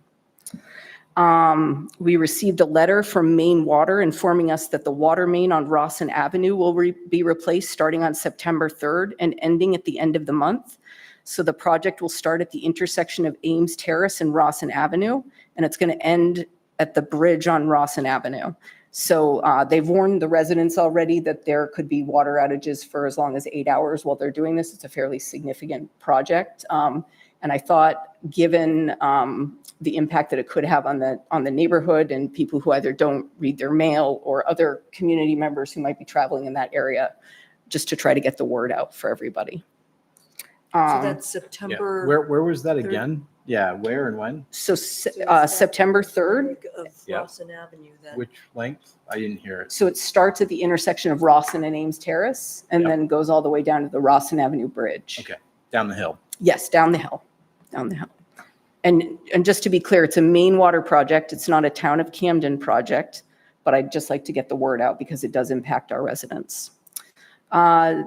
Susan did this update. So several town staff members met with FEMA last week. They also met with them today for FEMA to do the damage assessment. And this would be reimbursements for the January storms largely. I did some research on state statute on commercial fireworks displays and spoke with the town attorney. And it was confirmed that the town does not have the authority to do an outright ban by ordinance of commercial fireworks displays. So commercial fireworks displays and licensing are regulated by the state fire marshal's office. However, a great deal of town cooperation and resources are required for commercial fireworks shows. We talked about this last time. So should the select board want to pursue some form of restrictions on these displays, I would recommend maybe the combination of some sort of advisory vote from the citizens, coupled with a policy on the use of town resources for commercial fireworks displays to serve the same purpose as if you were to pursue putting the question of an outright ban in front of residents. It's going to give you the same information and the same ability to regulate them. So if you're saying if there were a vote from the citizens opposing, that could override the state statute? No, unfortunately, no. So I'm just saying that I would imagine that you'd want to get an idea from the citizens as to whether or not they support having commercial fireworks displays in Okay. Camden. And if you'd like that information, you could do an advisory vote. And then based on maybe an affirmative vote from the citizenry to not support that anymore, you could develop a policy. It'd be an administrative policy that Town of Camden resources are not to be used on commercial Okay. fireworks shows. So it would just kind of move us out of this level of uncertainty in this cycle where, you know, individual boards have to make a decision and groups in the community who might want to set up these shows it just, I think, would remove that level of uncertainty that we currently have around them. Can I make a comment before you move on? Sure. It's disappointing that the state has put the handcuffs on us in this manner. Is that what I understand, Audra? Yeah, I mean, I think that, yes, it's the authorities with the state, not Okay. municipalities. They specifically don't allow towns to regulate it, Tom. You can't have anything stricter, you can't regulate it. Yeah, and that's very disappointing, and I think we should lobby our representative and our, both in the House and the Senate to make a change there. That is certainly another option. But if I understand you correctly, we could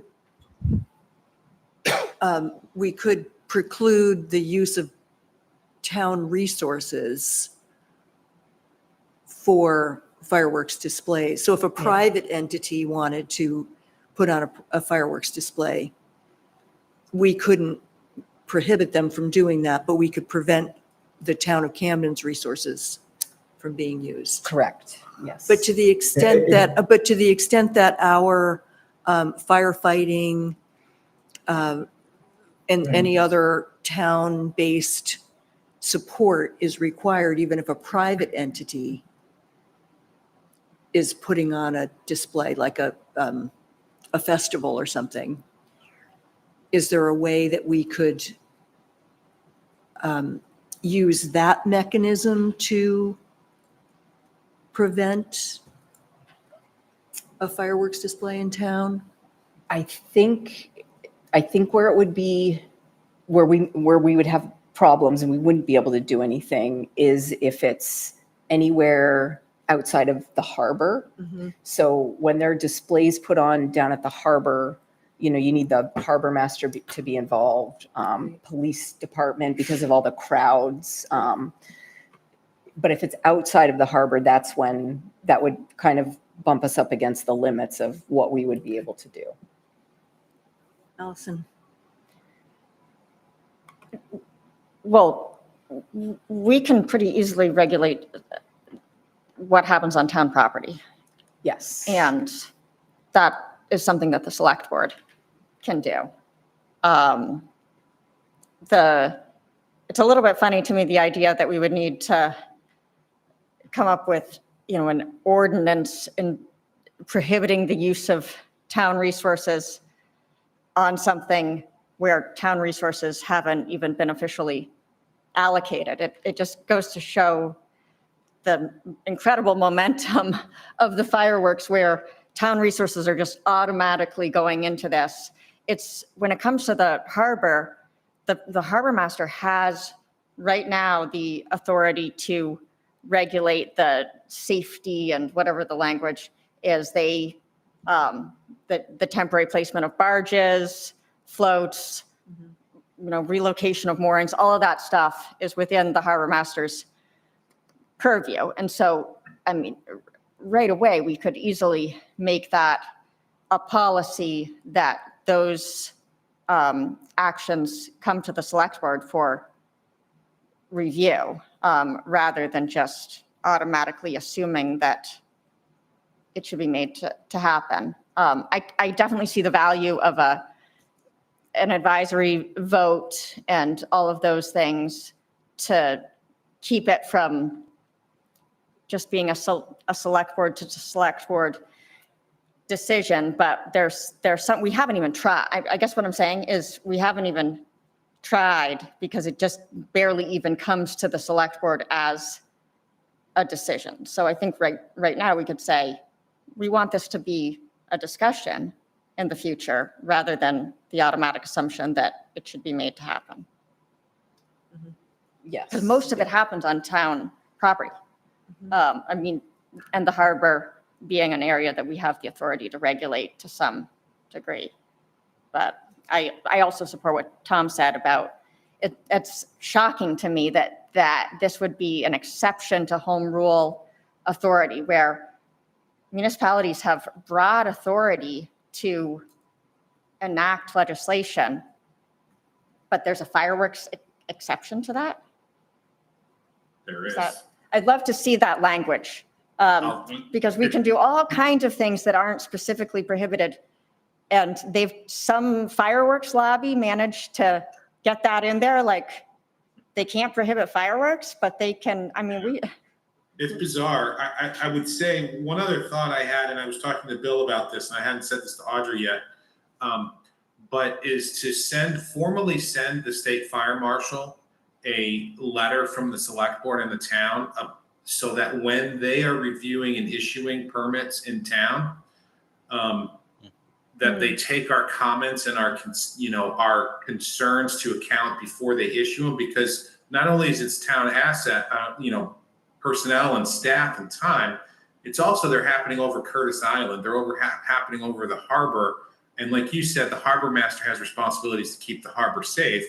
So if we made our concerns very clear to the state fire marshal, I think in writing, it may go, I'm not saying it would prohibit them from, I'm not saying it would, they wouldn't issue a permit, but they may not issue a permit if where the field, the fall field is over town property, over the harbor that is having, sometimes 400 boats in it moored, or 500 even, I think it might go a long way. Bill and I had chatted about this, trying to tackle that home rule issue.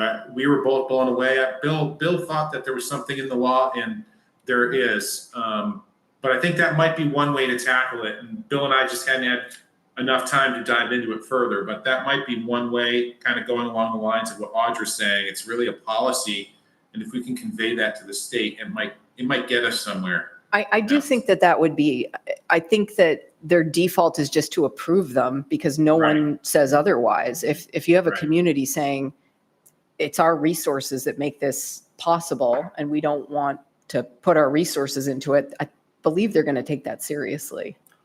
Right. And what about disclosures for because we talk about the harbor, but it could easily, there are other places that it happens over the lake.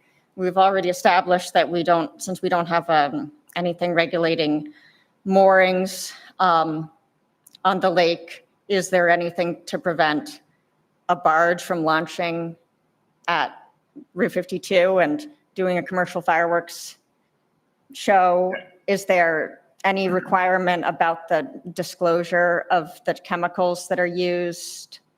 I'd say no to all of it. And I don't believe I would so. suggest that, if this is like a route the select board wants to go down, the town wants to go down, that it would be sort of a blanket across the town of Camden, because it's still town resources if something catches on fire and it needs to be put out. I mean, it seems to me that there are enough areas of concern with this that we should bring it forward as a regular agenda item for a public hearing and discussion, because it's got, the home rule piece is really interesting, and then the various locations and what kind of town support and so on, ways to exert some influence. It seems like there could be some real momentum to making a change. So let's talk about getting that on as a regular agenda item. So how many events are we talking about? 2 events per year? And if there are 2 events per year, then there are just 2 organizations. Well, I think it We varies. should include them in the conversation. I'm sorry, go ahead. Yeah, typically it's 2 events. So typically it's 4th of July, and the Camden Area Business Group typically sponsors that event and coordinates with different department heads in the town to put that on. And Windjammer Festival. Is Christmas by the Sea, does that still have fireworks? No. I don't believe so. Or then I if, think then, in Rockport they have, but I Oh, don't think right. here. New Year's Eve in Rockport, they usually do. and then what was the thing that happened that kind of prompted some of this discussion? Lyman Morse did their own thing for Yeah, the Camden Classics. Camden Classics. And that was one where it kind of initially got this all going.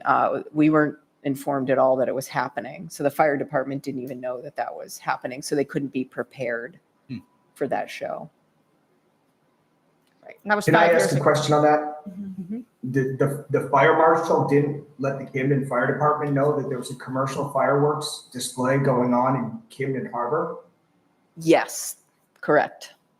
Okay, yeah. So in my opinion, we need to be very proactive about this. That is a absolute failure by the fire marshal. And it blows my mind that that's how lax they are. That's a serious issue.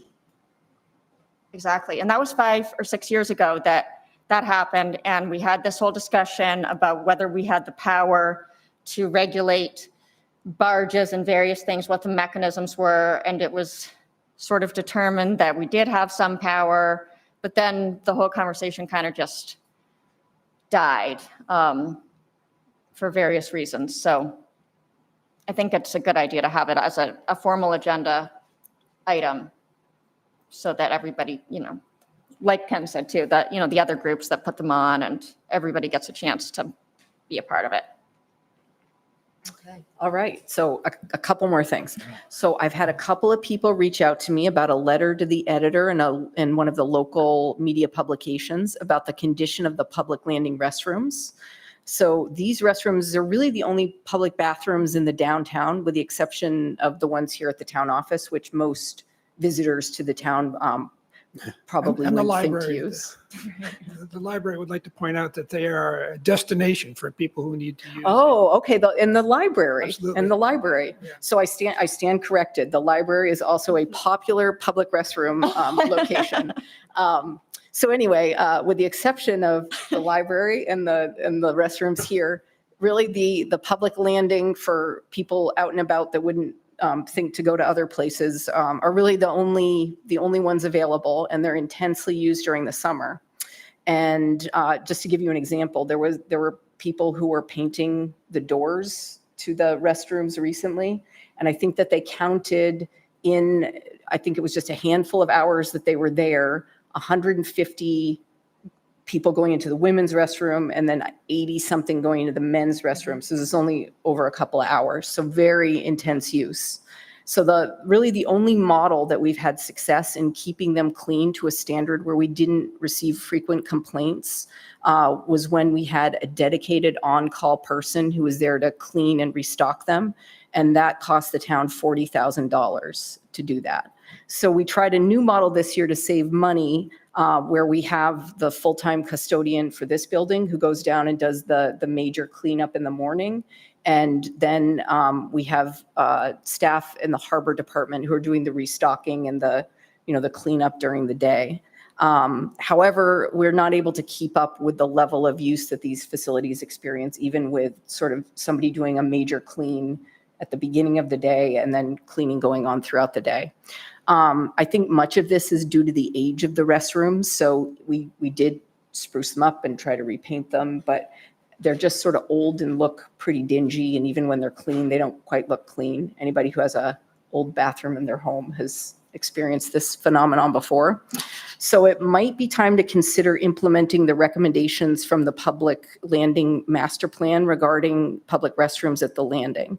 So that entails building new restroom facilities. And, there's new designs where they can be designed so that they're in more self-cleaning, less frequent maintenance, and upkeep it would be required. So just wanted to kind of throw that out there as maybe it's time to start looking at that a little bit more seriously. I think we've been trying to kind of keep the old restrooms going as much as we could, and we might be at a point where it just isn't going to meet the standard that everyone expects.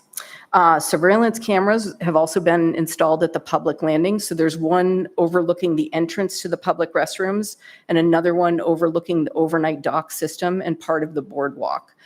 So the goal of installing these cameras is to be a deterrent to vandalism. And we talked about this a bit. The town's parking consultant, John Burke, came and did the workshop last week. Part of the actions that came out of that was a desire to have more data on parking occupancy counts, both on-street and in the off-street lots. So John is going to be here tomorrow and Thursday to work with members of the police department to do those counts. And, do those surveys, get the counts, and provide updated data. Oh, that's great. Yes, so that's all I have. May I follow up on your first item? You talked about staff support for MRCAC.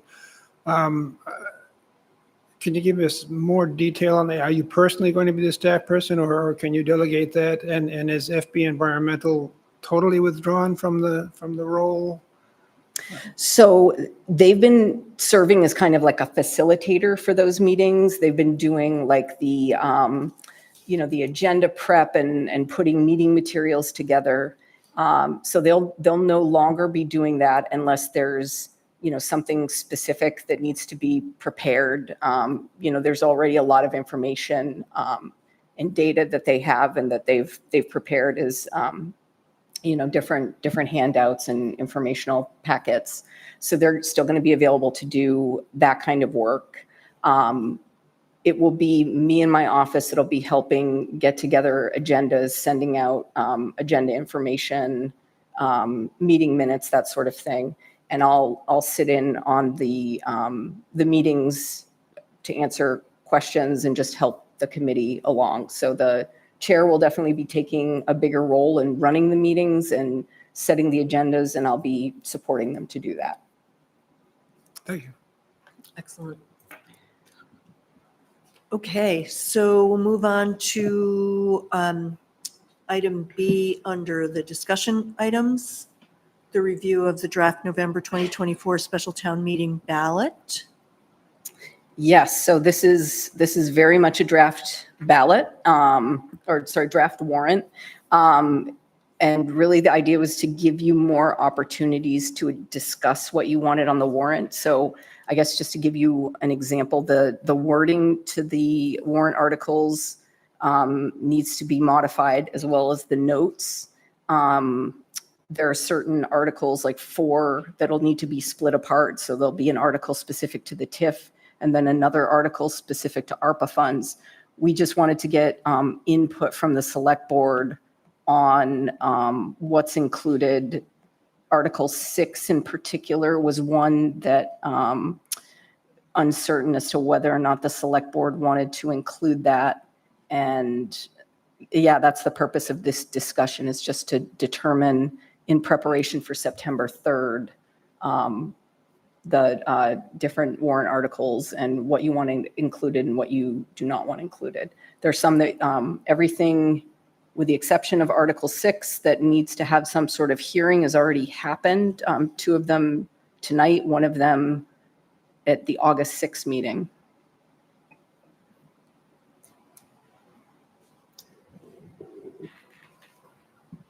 Would you help me understand Article 6? Is that the one that's changing the structure of the budget committee? Yes, so that would be done by charter. So Article 6 is the language to make those changes, because it would be in the financial procedures sections of the charter. To me, it feels like it's a little quick to put that out there when we don't yet have agreement on A, if changes should be made, B, what those changes are. There was discussion that we had, I thought, the last meeting on the items, and I didn't think that there was, so AI gets it right, consensus on what to do with the with that committee. Right. Personally, I feel keeping the budget committee as an oversight committee is something that needs to continue. The public has though they could come during non-agenda items, otherwise there are very limited other times. I understand it's never fun going through budget. I bet we could probably even streamline the process so it takes less time than it currently does. But I think going without this committee that used to be the committee of 21, that seemed like that was too large. I'm not a fan of removing another way for people to have their say and input in the town on the committee. And I think removing this, it's like demoting it, making it, oh, we're not really going to talk numbers, we're going to talk services. I'm not a fan of removing that level of input and to some degree governance on the items in the budget. That's my thought. Allison? I was a big fan of the Committee of 21, and that I also liked the name. Historically, I think it led to better results for the town, and I think the size was the strength of the good thing that came out of the Budget Committee was mostly as a recruitment tool, and the fact that it was hard to get that number of people, and so it forced town government to reach outside of itself in order to be able to meet that number requirement, which to me, when it was changed to keep everything else about the Budget Committee pretty much the same, but just make it a smaller group of people so that and they stated at the time, so that it was easier to find, not so difficult to find people. I said, well, you just killed the greatest benefit of the Budget Committee in my mind. So I think that the real benefit of the budget committee is that sort of forced public outreach, but that it's not accomplishing that, and that people don't go to the average our concern should be with getting more citizen input so that you have ways to provide input without having to be on a committee, because we all know that the vast majority of residents of this town either do not have time to be on a town committee or don't have the personality to be able to withstand it. And, you know, it can be ruthless. And so I do think it did a pretty good job preparing a lot of people to be select board members, which is also not very fun sometimes.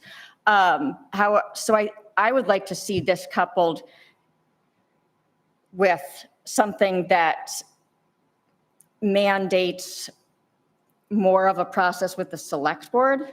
The biggest fault I think I see with the budget committee too is that they do so much work ahead of time without input really from the select board, that then we become, and there's a little bit of input, but who can go to, 12 total meetings of it? We can't all go to those budget committee meetings and be super active participants. But then once it gets to us, so much work has already been done that it feels we try to do it in 1 or 2 meetings. And then the public comes and they feel, because they see this advertised public hearing, they feel like this is supposed to be their opportunity. And we're like, well, you should have come to the budget committee meetings. And so I just really hate that it's not clear. The select board would have more accountability if we had to discuss it more, I feel, and there was a public hearing as a part of, or public discussion.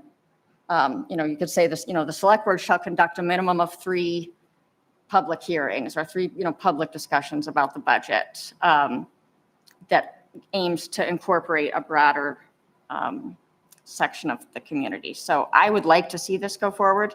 I think it can always be changed again, and I would want to see that language added that reflects sort of an increased commitment to engagement with the overall public in our process. But I think if we haven't figured out what that charter change is going to be, it's premature to put it on the ballot. I mean, I think we could say that it would be quite easy to also add the language that increases the number of public budget discussions or public input sessions with the select board at the same time. I mean, that doesn't seem Do you feel the complicated. changes of if this were to go forward, does anyone feel that it is more of a town council government than it is a select board government, since we're losing an opportunity for public engagement through a public committee? No, Town a councils vote on the budget. like in They don't, Rockland, it doesn't yeah. go to the citizenry That's what for a vote. Right, that's what I'm saying. By then removing the budget committee, does it move us more towards that? Well, I'm saying that in a town council, the citizenry doesn't vote on the budget at all. And we still have a form of government where the whole citizenry votes on the budget. My concern with this is I want to understand better what this change would mean. And for that purpose, I'm with Chris in terms of slowing it down a little bit. And I also echo Allison's observations about really maintaining the efficacy of the budget committee as a means of engagement and having people get really accustomed to how our town is put together, how the budget is put together, what that means. And I just, in the several times that this has been on our agenda, no one from the budget committee has come forward to engage in this conversation with us. And I just feel like it's been a little bit, still a little opaque to me. And I'm not sure I understand the need necessarily to to have it be, I mean, we would have to approve this language, this final language by our next meeting, correct? Yes. And we haven't even agreed on the background for it, you know, the document that Well, this and summarizes. And I think as importantly, it's the type of article that is going to be really difficult for the voters to understand what the implications of it are. And I don't want to stand in the way if this has been vetted more thoroughly in other arenas, but I'm not clear about what it means. The only feedback that I've gotten has been from one citizen who's spent a lot of time working on budgets in large institutions, who felt strongly about maintaining our current structure, not taking away that stricter budget review. I'm not being particularly articulate here because I'm kind of expressing my confusion. I think it's coming through loud and clear, but enough said. I'm thinking along the same lines that this is it's a big change. It's a fundamental change Yeah. to the way the town works. The budget committee in its structure is the town's watchdog, and this is a little premature. Yeah. We need much more discussion. I think that we should not move this forward for the November vote. We have put a great deal of time into the process of making major changes like the parking committee that has been ongoing with commissions and consultants. And we have not even heard from the budget committee. A suggestion such as this should have arisen from the budget committee, and yet we have not heard from them. Not that we haven't heard from them, but they have not had the opportunity either. This was only on the agenda one time. Last time. It's not on the agenda for tonight unless you're willing to really get into the Right. weeds and Tom. read. Tom. Thank you.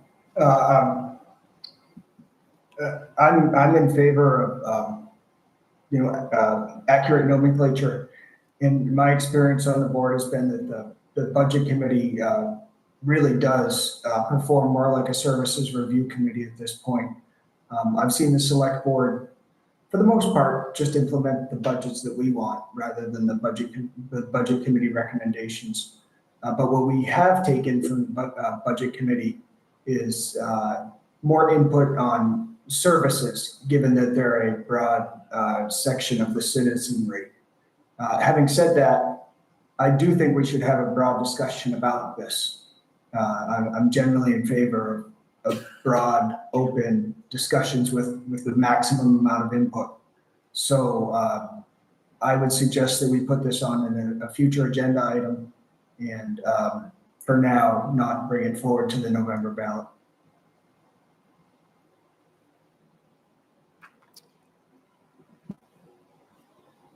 What do you think? I mean, really, this is truly a policy decision of the select board. So, we started the conversation. This is probably a good plug to say we need 6 budget committee members. So we need to start recruiting. But yeah, no, it's certainly something that we can look at for a future town meeting or special town meeting. So procedurally, would we need to make a motion to, The only thing that you need to do, so this kind of flows into the action item on the agenda. So I guess you might want to, the next item is if you were interested in moving this forward, you would have to order You could maybe could a hearing offer- for it. That's just a process thing by statute. So I could guess. we make wait, a can we let motion? Audra? So this is just a discussion on the ballot. So I guess, are there any other We've got the old one. warrant articles or anything else regarding the ballot that you have questions about? or in preparation for when we bring you the final wording, is there anything important about any of the warrant articles that you think that we describe in either the article itself or the note on them? So this is just your opportunity to give me feedback. So when we prepare the actual warrant, we're taking your concerns into consideration on the front end. You'll still have another opportunity at the September 3rd meeting to approve the final language and make adjustments to that. I'm just trying to be receptive to feedback I've gotten in the past that the select board felt like they didn't have enough time to talk about the warrant. So yeah, we're parking the Article 6 discussion. You'll have your opportunity to vote not to include it on the next agenda item. But for now, I guess just to return to the discussion about the warrant in general. Okay, thank you for the clarification. Allison? I can certainly understand the desire to talk about this more and the benefits of that potentially too. What about if in sort of preparation for that, if we were to just change the name of it from the Budget Committee to the Budget and Service Review Committee? Because that is an accurate reflection of what that committee does. And the fact that it's just called the Budget Committee right now tends to be a significant barrier to recruitment. And I don't know if it's, I do think there would be a benefit to just that. Or we could go back to the committee of 21. That would be fine with me too. That'll be part of our discussion. You want to wait on that? Yeah. Okay. Make that part of the larger discussion. I think it would be part of a larger discussion, but I appreciate that there's momentum in that direction. That's what I'm hearing Tom say as well, that the Budget Committee is functioning more in that capacity. And to that end, if that is, the sense of the board, that that's the direction that is going in, but I'm not hearing that there's an urgency around it at this point. It'll be great to ask everybody right after the Budget Committee process, because that's usually when everybody's feeling as frustrated, a maximum level of frustration. I do think it's noteworthy that we don't have a bunch of Budget Committee members coming here pleading with us about preserving this very special, wonderful, heartening process. I would also say, like, this is, how do you want to allocate town resources? This is a good 1/4 of our year, 1/3 of our year spent on just budget review. And a lot of the time, there's a big difference between the first budget that's presented and the last budget that's presented, because if you're working on a budget in December for a financial year that starts in July, a lot of additional information is going to come in throughout the course of that process. So, sometimes the budget that gets presented to the Budget Committee members, there's a lot of changes by the time you get to the select board. So it isn't even that the select board isn't taking into consideration the desires and wills of the Budget Committee. It's just that we have additional information that impacts what you'd want to put in a budget. So I guess that, the perception can be that the Budget Committee isn't being listened to, but that's not it at all. It's just the fact that as you're going about the process, you get additional information and you have to update it accordingly, because we have fiduciary responsibility. And if you're ignoring facts that are coming in that you need to plan ahead financially, then that's just not very responsible. So I just think it's way more complicated than a lot of people appreciate, as just being like, no, we just listen to the Budget Committee and we just present what they have given us, because there's a lot of factors that go into it. It could be that, we want to fund something that the Budget Committee said they want to fund, or we want to cut something that the Budget Committee said that they want to cut, but we found additional reserve funds, or there's a grant that can offset it, or you name it. There are all kinds of things that could go into changes so that when you look at the numbers, it looks very different, but the story behind what's being presented is not different from what the budget committee is recommended to what the select board recommends. So I just think that saying, they're a watchdog also isn't, it's not true. It's supposed to be a collaboration between citizens, elected officials, and staff to come up with something that addresses the needs that we see in front of us. And I just don't think that the system that we have now does that as effectively as it could. And I think it doesn't allow as broad a level of participation from citizens as we could get if we had it less focused on just the dollars and cents in a budget and more about what do they want the town to be doing or not doing? How do they want public resources used? I think that is something that every single resident in the community has the ability to give us input on. Yet by saying you have to be a watchdog, you have to have a finance background, it has to be budget, it has to be dollars and cents, and we have to be doing everything to the penny that they're saying, or else you're not being responsive, just doesn't recognize the reality of this process and the reality of putting a town budget together. So I guess that's the only input that I would have about, how do you want to use resources, both volunteer and paid staff? And, what's going to give you the best product that does the best things for the greatest amount of citizens in the community?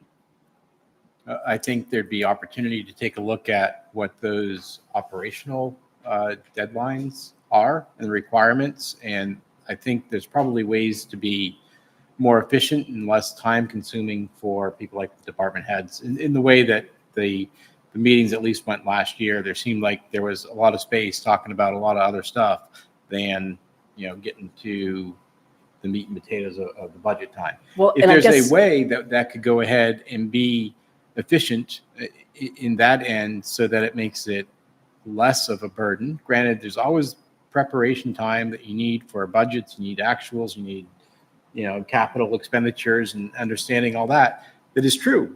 There is a level of need there that you need to be able to think about. And this discussion tonight is about, should this article go or not? And that's where we're saying no.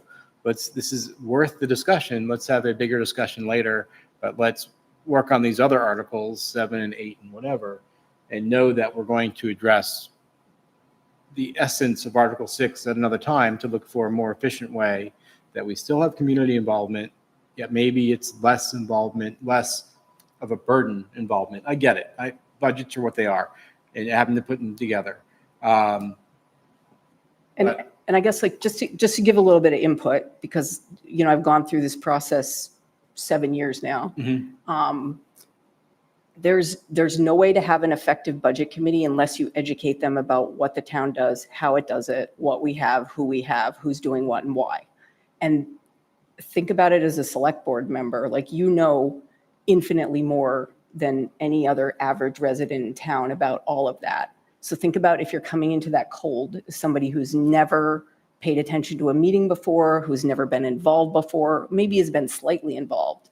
It's a lot that it's not the budget. It's not explaining the budget. It's all of the background to what we're doing, why we're doing it, how we do it, what is negotiable, what is required by state statute, what isn't, is required by ordinance, what isn't. So it's not simply not wanting to talk about the budget or the budget being too much work. The budget is what it is. If we were just talking about the budget, and if we were just preparing a budget, that would be easy. That would be quick. It's all of the education that has to go into it so people even feel comfortable being able to provide input. That's what takes a lot of time. And I've tried to make that process better. I think in expanding it and giving people more information, in some ways it's made it worse. So I guess I'm just trying to give you all a full picture of what is required to make this workable and why it's become kind of untenable as it is now. So I want to understand where you're coming from. Would the change to a service review model be more effective in bringing the members of the committee up to speed with what they actually need to be looking at as they make the budget recommendations, as they look at the budget that's been drafted by the department heads and by yourself. Do you think that that model is a more streamlined, more effective way? I think it would be transitioning from a committee that's less focused on the budget and the dollars and cents to being one where you're educating them about how town government works, and then you're getting their input on what they would like to see. So I guess that I just feel like we're making it more inclusive, and we're also recognizing the fact that it's an outreach, it's an education, and it's also it's an attempt to get a broader group of people involved who maybe don't feel like they have, a financial background to be on a budget committee, but they are people who have opinions about the sort of services that they would like in their community. So I guess that's what I see as the benefit. And I think that, if you go through that process, when it comes to actually reviewing the budget, you have a group of people that can give you input and say, well, we think this costs too much. We don't want you to do this, or we think that this is a good investment and a good use of resources. So I guess I think that it's important to recognize if you want regular citizens and you want a broad group of citizens to be involved in guiding how we use their tax dollars, that there's a better and a different way to do it. And we have to be realistic about what they're going to be capable of giving us for input, and how they're going to do that, and what is the way that we can make it valuable and meaningful for them. Because I think that, often people will sit on the budget committee, and in the first year they feel like they can't say anything because they have no idea what's going on. In the second year, maybe they'll start to kind of, things will be a little bit more familiar to them. So maybe they'll be a little bit more comfortable talking. And it really takes them like 3 years before they even feel like they have any sort of level of understanding to question certain things. And, I want a group of people who is educated and confident and feel like they can question what we're doing and give us input and push back on things that they don't like, or advocate for things that they want to see. So I guess that's all I'm trying to get out of this. And however we get there is fine with me. I just think that the current setup that we have is not getting us that level of engagement that we'd like to see. I mean, to me, the budget is a representation of our values as a community, and what you're describing is a process that brings that discussion so much more to the foreground than a spreadsheet with numbers. Anybody can look at numbers and say, oh, we've got a 3% increase. Where's the money going to come from to cover that? As opposed to what are the values that we're trying to further, and how do we go about supporting that and the people who are implementing it? So that sounds like a much more engaging, having sat on the budget committee for 3 years, I think that would be an interesting process to engage in, more so than just the dollars and cents side of it, notwithstanding that the dollars and cents side of it is why you're there. But ultimately to come away with it as a feeling of, I understand better where the community stands. That's an explanation that helps me a lot. So I appreciate that. Anything else, Allison? Just briefly, I think in the interim, as we're figuring out what would work best and how to best make use of the budget committee, that it would make a lot of sense to hire somebody to facilitate that group. Probably somebody from our community that's been on the budget committee before even. Because what I've seen happen is they choose a chair, but oftentimes without knowing really what that involves. And so the purview and direction and process of the budget committee changes so much. I think as each, person is trying to figure out how can we make this better than last year.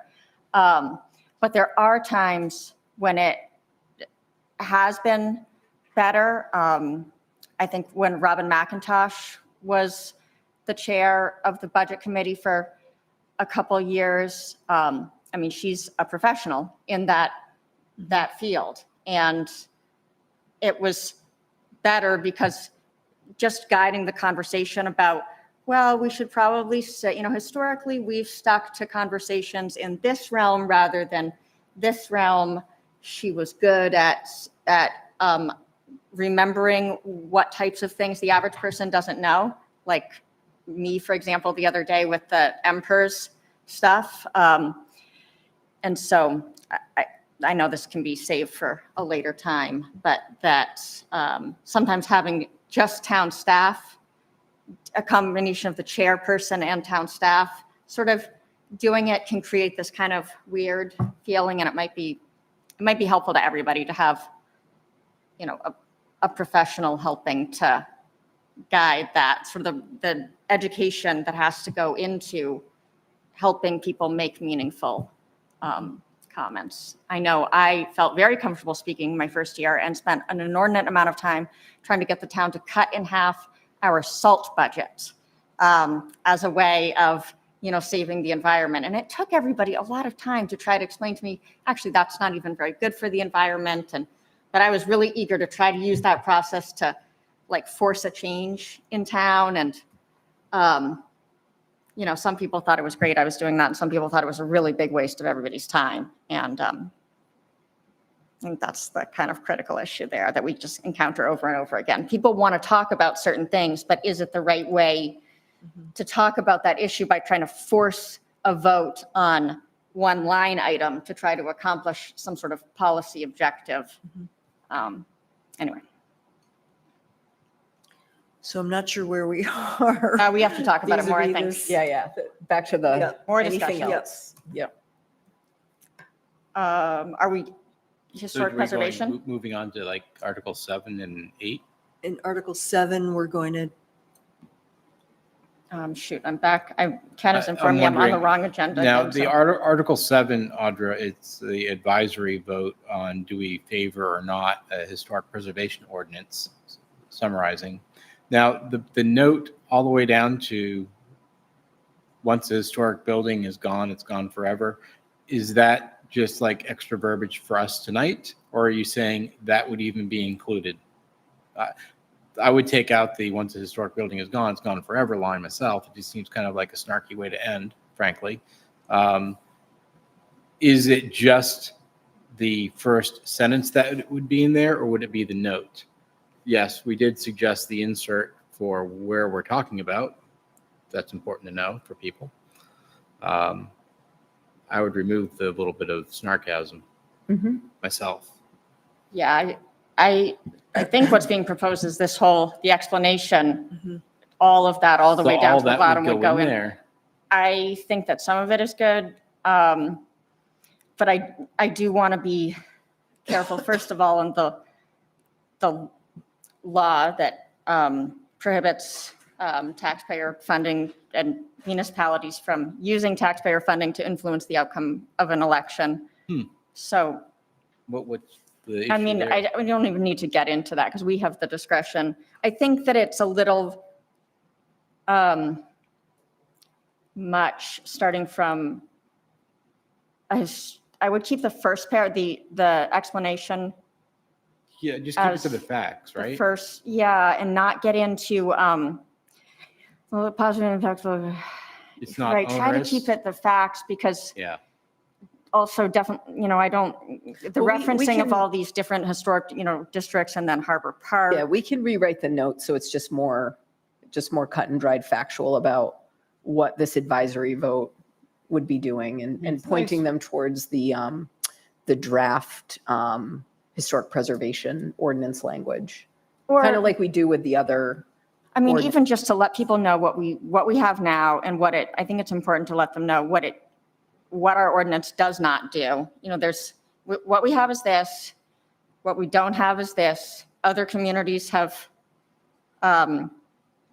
enacted or passed historic preservation ordinances. I think a lot of it is good. I just want to keep out anything that's like the preservation of Curtis Island, for example. I'd like to separate that and not make people feel like, oh, they have to vote for this in order to preserve Curtis Island. Yeah, it's the same way that really I felt about the tannery piece too. And I thought we were going to remove specific reference to the farmer's market that was supposed to not be in there, but it ended up going in there. Did it in the final version? Yeah, it did. It shouldn't have. Seriously, in the No ballot? kidding. I was asked about it by a member of my family, in fact. Said, I said, no, it shouldn't be in there. I But it missed was. that. But you're right. By tagging certain things, it can be trying to show an example, but it can be misleading or overly restrictive or overly permissive. Depends on how people want to read it.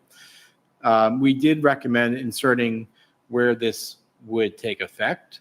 That's, things that are educational, factual definitions are good. Getting to opinion, we've got to be careful about being away from that. Granted, I hear often from others in my family too, who say, geez, what are all these things? And I don't have time to go down to the town office to read the whole rest of the story on this article. But putting in enough information to say, this is what the facts are, this is the impact. Yeah, I mean, I Leave it at think that. we want to see, do people want to further regulate? Do they support more More or less, protection? yeah. And then one of the great things about this is that it would allow the next year or however long allows people to really, maybe they get a bunch of input that they want to go even further than just the historic districts and the things already on the register. Maybe everybody says we want to find a way to protect, anything that's over 200 years old or something. I don't know. But I think just asking, telling them what protections are already in effect and asking them if they want to work to further regulate. And I should have come up with proposed language before I got here. Yeah, I totally agree with the historic preservation ordinance, but I am uncomfortable of advocating within the language of a warrant article. I think that's inappropriate for any article. Information is fine, but as I said, I agree with this, but you can't advocate for it at the same time you're asking people formally to approve or disapprove it. Right, like I believe all these things are things I would say to somebody, But they because I shouldn't. believe them, but Yes, yeah. you'd be advocating. yes, Right, you if the did. point is to really just figure out what other people think. So if the language is refined to stick strictly to the factual intent of the change or of the ordinance, removing anything could be construed as Opinion, opinion, bias, Or advocacy. onerous to homeowners, advocacy. Yeah. or advocacy. So we can revisit that. Is that easy enough? I know. It's Yeah. wordsmithing. Yeah. No, It's no, never that's- easy, yep. but I mean, you'll Get get the another intent. shot at it on the 3rd Yeah. of September. Chris, would you like to? Thank you. Chris Frieden, Historic Resources Committee. Totally get the advocacy. Obviously, we wrote this, there's advocacy in there, so please take it out. So I totally get that.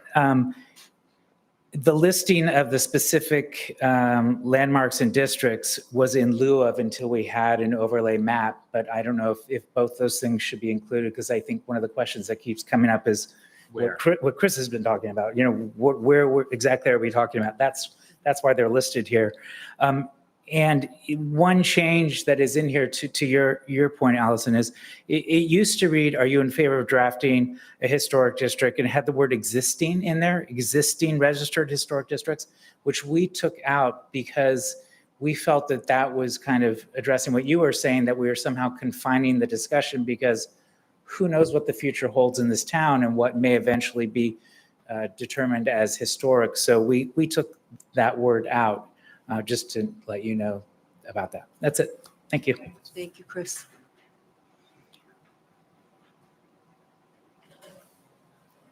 Any more discussion on that Article 7? And then Article 8 was a citizen's petition, right? So that was the language in the citizen's petition. Mhm.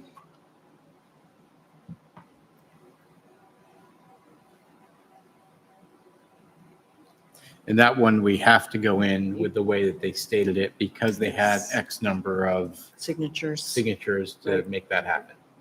Yes, That's just the rule. correct. Is there language that explains that? Or can there be, that how citizens petitions work, or Well, this was Yeah. sort of we like what can- you just, a what Chris one, just a said? one-sentence thing that said citizen petitions require X number of signatures, and this is on the warrant because it met that requirement, period. Right, like state statute allows for the, or Yeah. some, whatever the, As monotone as you can be, yeah. one Just these sentence. are- Yeah. So we don't even need to say the select board voted to put that on the ballot, Right, because we wouldn't want to. Because sometimes that is misleading as well to people when we say that. Oh, yeah, yeah. They must, the select board wants this. No, it's right. not. No, my vote was just to allow the people to vote is what I'm in favor of, but I'm actually opposed to that. Right, yeah, it just is Well, and I strange. think citizens petition people in Maine now understand what that is about because it's Oh. commonly used and Yeah. effectively used, but That is. Yeah. you know. Um, Yeah, we can put a note in explaining. Thank you. Okay, are we good with what we've arrived at for the draft? So we'll be looking at this again on our September 3rd meeting for a final approval. Do you need a motion for that? Do we need a No, motion? no, that was Action just a item. discussion, but for the action item, I think that you've already sort of discussed it and you might just want to put it to Should we bed. make a motion? I'm just asking. Should we make a motion to say, yes, we want to go ahead with Article 1, 2, 3, 4, 5, 7? and 8? No, that's what you'll do on Okay. September 3rd when you approve the warrant. Okay. So we'll just take no action on the action item and that will be the, Yes, yep, and then that gives me the information I need so that when Okay. I come back to you with the warrant on September 3rd, it will not include Article 6. Because the only way Article 6 could be included is if you vote in the affirmative on 8A. Okay. Does that make sense? yes, it does, because we're not doing the whole, holding a But public we don't hearing. need to vote on 8A. That's right, if you either table it or This you 8A. vote against it, So it's tabled then, I guess. Is that the case? you can do whatever you like. As long as you don't approve it, Right. Article 6 will not be on the warrant that I bring to you on the 3rd of September. I would move that we table Article 6 for further discussion at a later time. That and action 8A, maybe. You want to table that until next time? I That's would the have to approval. review my agenda, which is not correct. What is 8A again? I'd say Order you're to making a motion provide- to table the That's order what it- to yeah. provide notice of a public hearing. On proposed town charter Yeah. amendments. Yeah, they split these two out. Mhm. Yeah, and just, I guess, as like a process note, because, if charter amendments come up again, so there's different processes that different types of warrant articles need to go through. So if it's a zoning code amendment, 2 public hearings, one happens with the planning board, one happens with the select board before you even put them on the warrant. All other code of ordinance amendments, 1 public hearing prior to putting it on the warrant. If it's a charter amendment, you have to do an order saying that you're going to have a public hearing on the proposed amendment. Then you have the public hearing, and then a minimum of 7 days after you have that public hearing, you have to do an order saying you're going to put it on a town meeting ballot, and that has to be a minimum of 30 days before the oh God, now I'm losing the terminology in my head. Before the special or regular town meeting. You're doing pretty So- well. Which is really just people voting and has nothing to do with an actual meeting. Right. Yep. So anyway, that's why there's different things that we have to do for different warrant articles, and it's not like this meeting we're going to do this, and this meeting we're going to do that. It's kind of all over the place depending on what we're going to have on the warrant for any given meeting. Could we get some kind of a graphical depiction of all of that? Maybe a Venn diagram. Yeah, like, or like a cartoon? Oh, sorry. That's Okay, not, so no I think pictures. we've covered it. We're tabling the action item for until our September 3rd meeting. Yes. Oh, are we? Probably a date uncertain. Probably a date Of the uncertain. I date- don't think, Okay, to a date uncertain. Okay, in the future, future agenda in item. our future, okay. I move to adjourn. Item number 9, adjournment. I'll second that. Oh, I just wanted to ask these lovely people who have been waiting so patiently, was your concern addressed? Okay, all righty. Do we have a second? I did. All right. All those in favor? Tom, you can go to sleep now. Thanks, Tom. Tom. Thank you, Tom. Good night, Tom. Good night, Tom. Good morning, Tom. 6, so 9 plus I effectively missed going out to dinner with my husband for his birthday.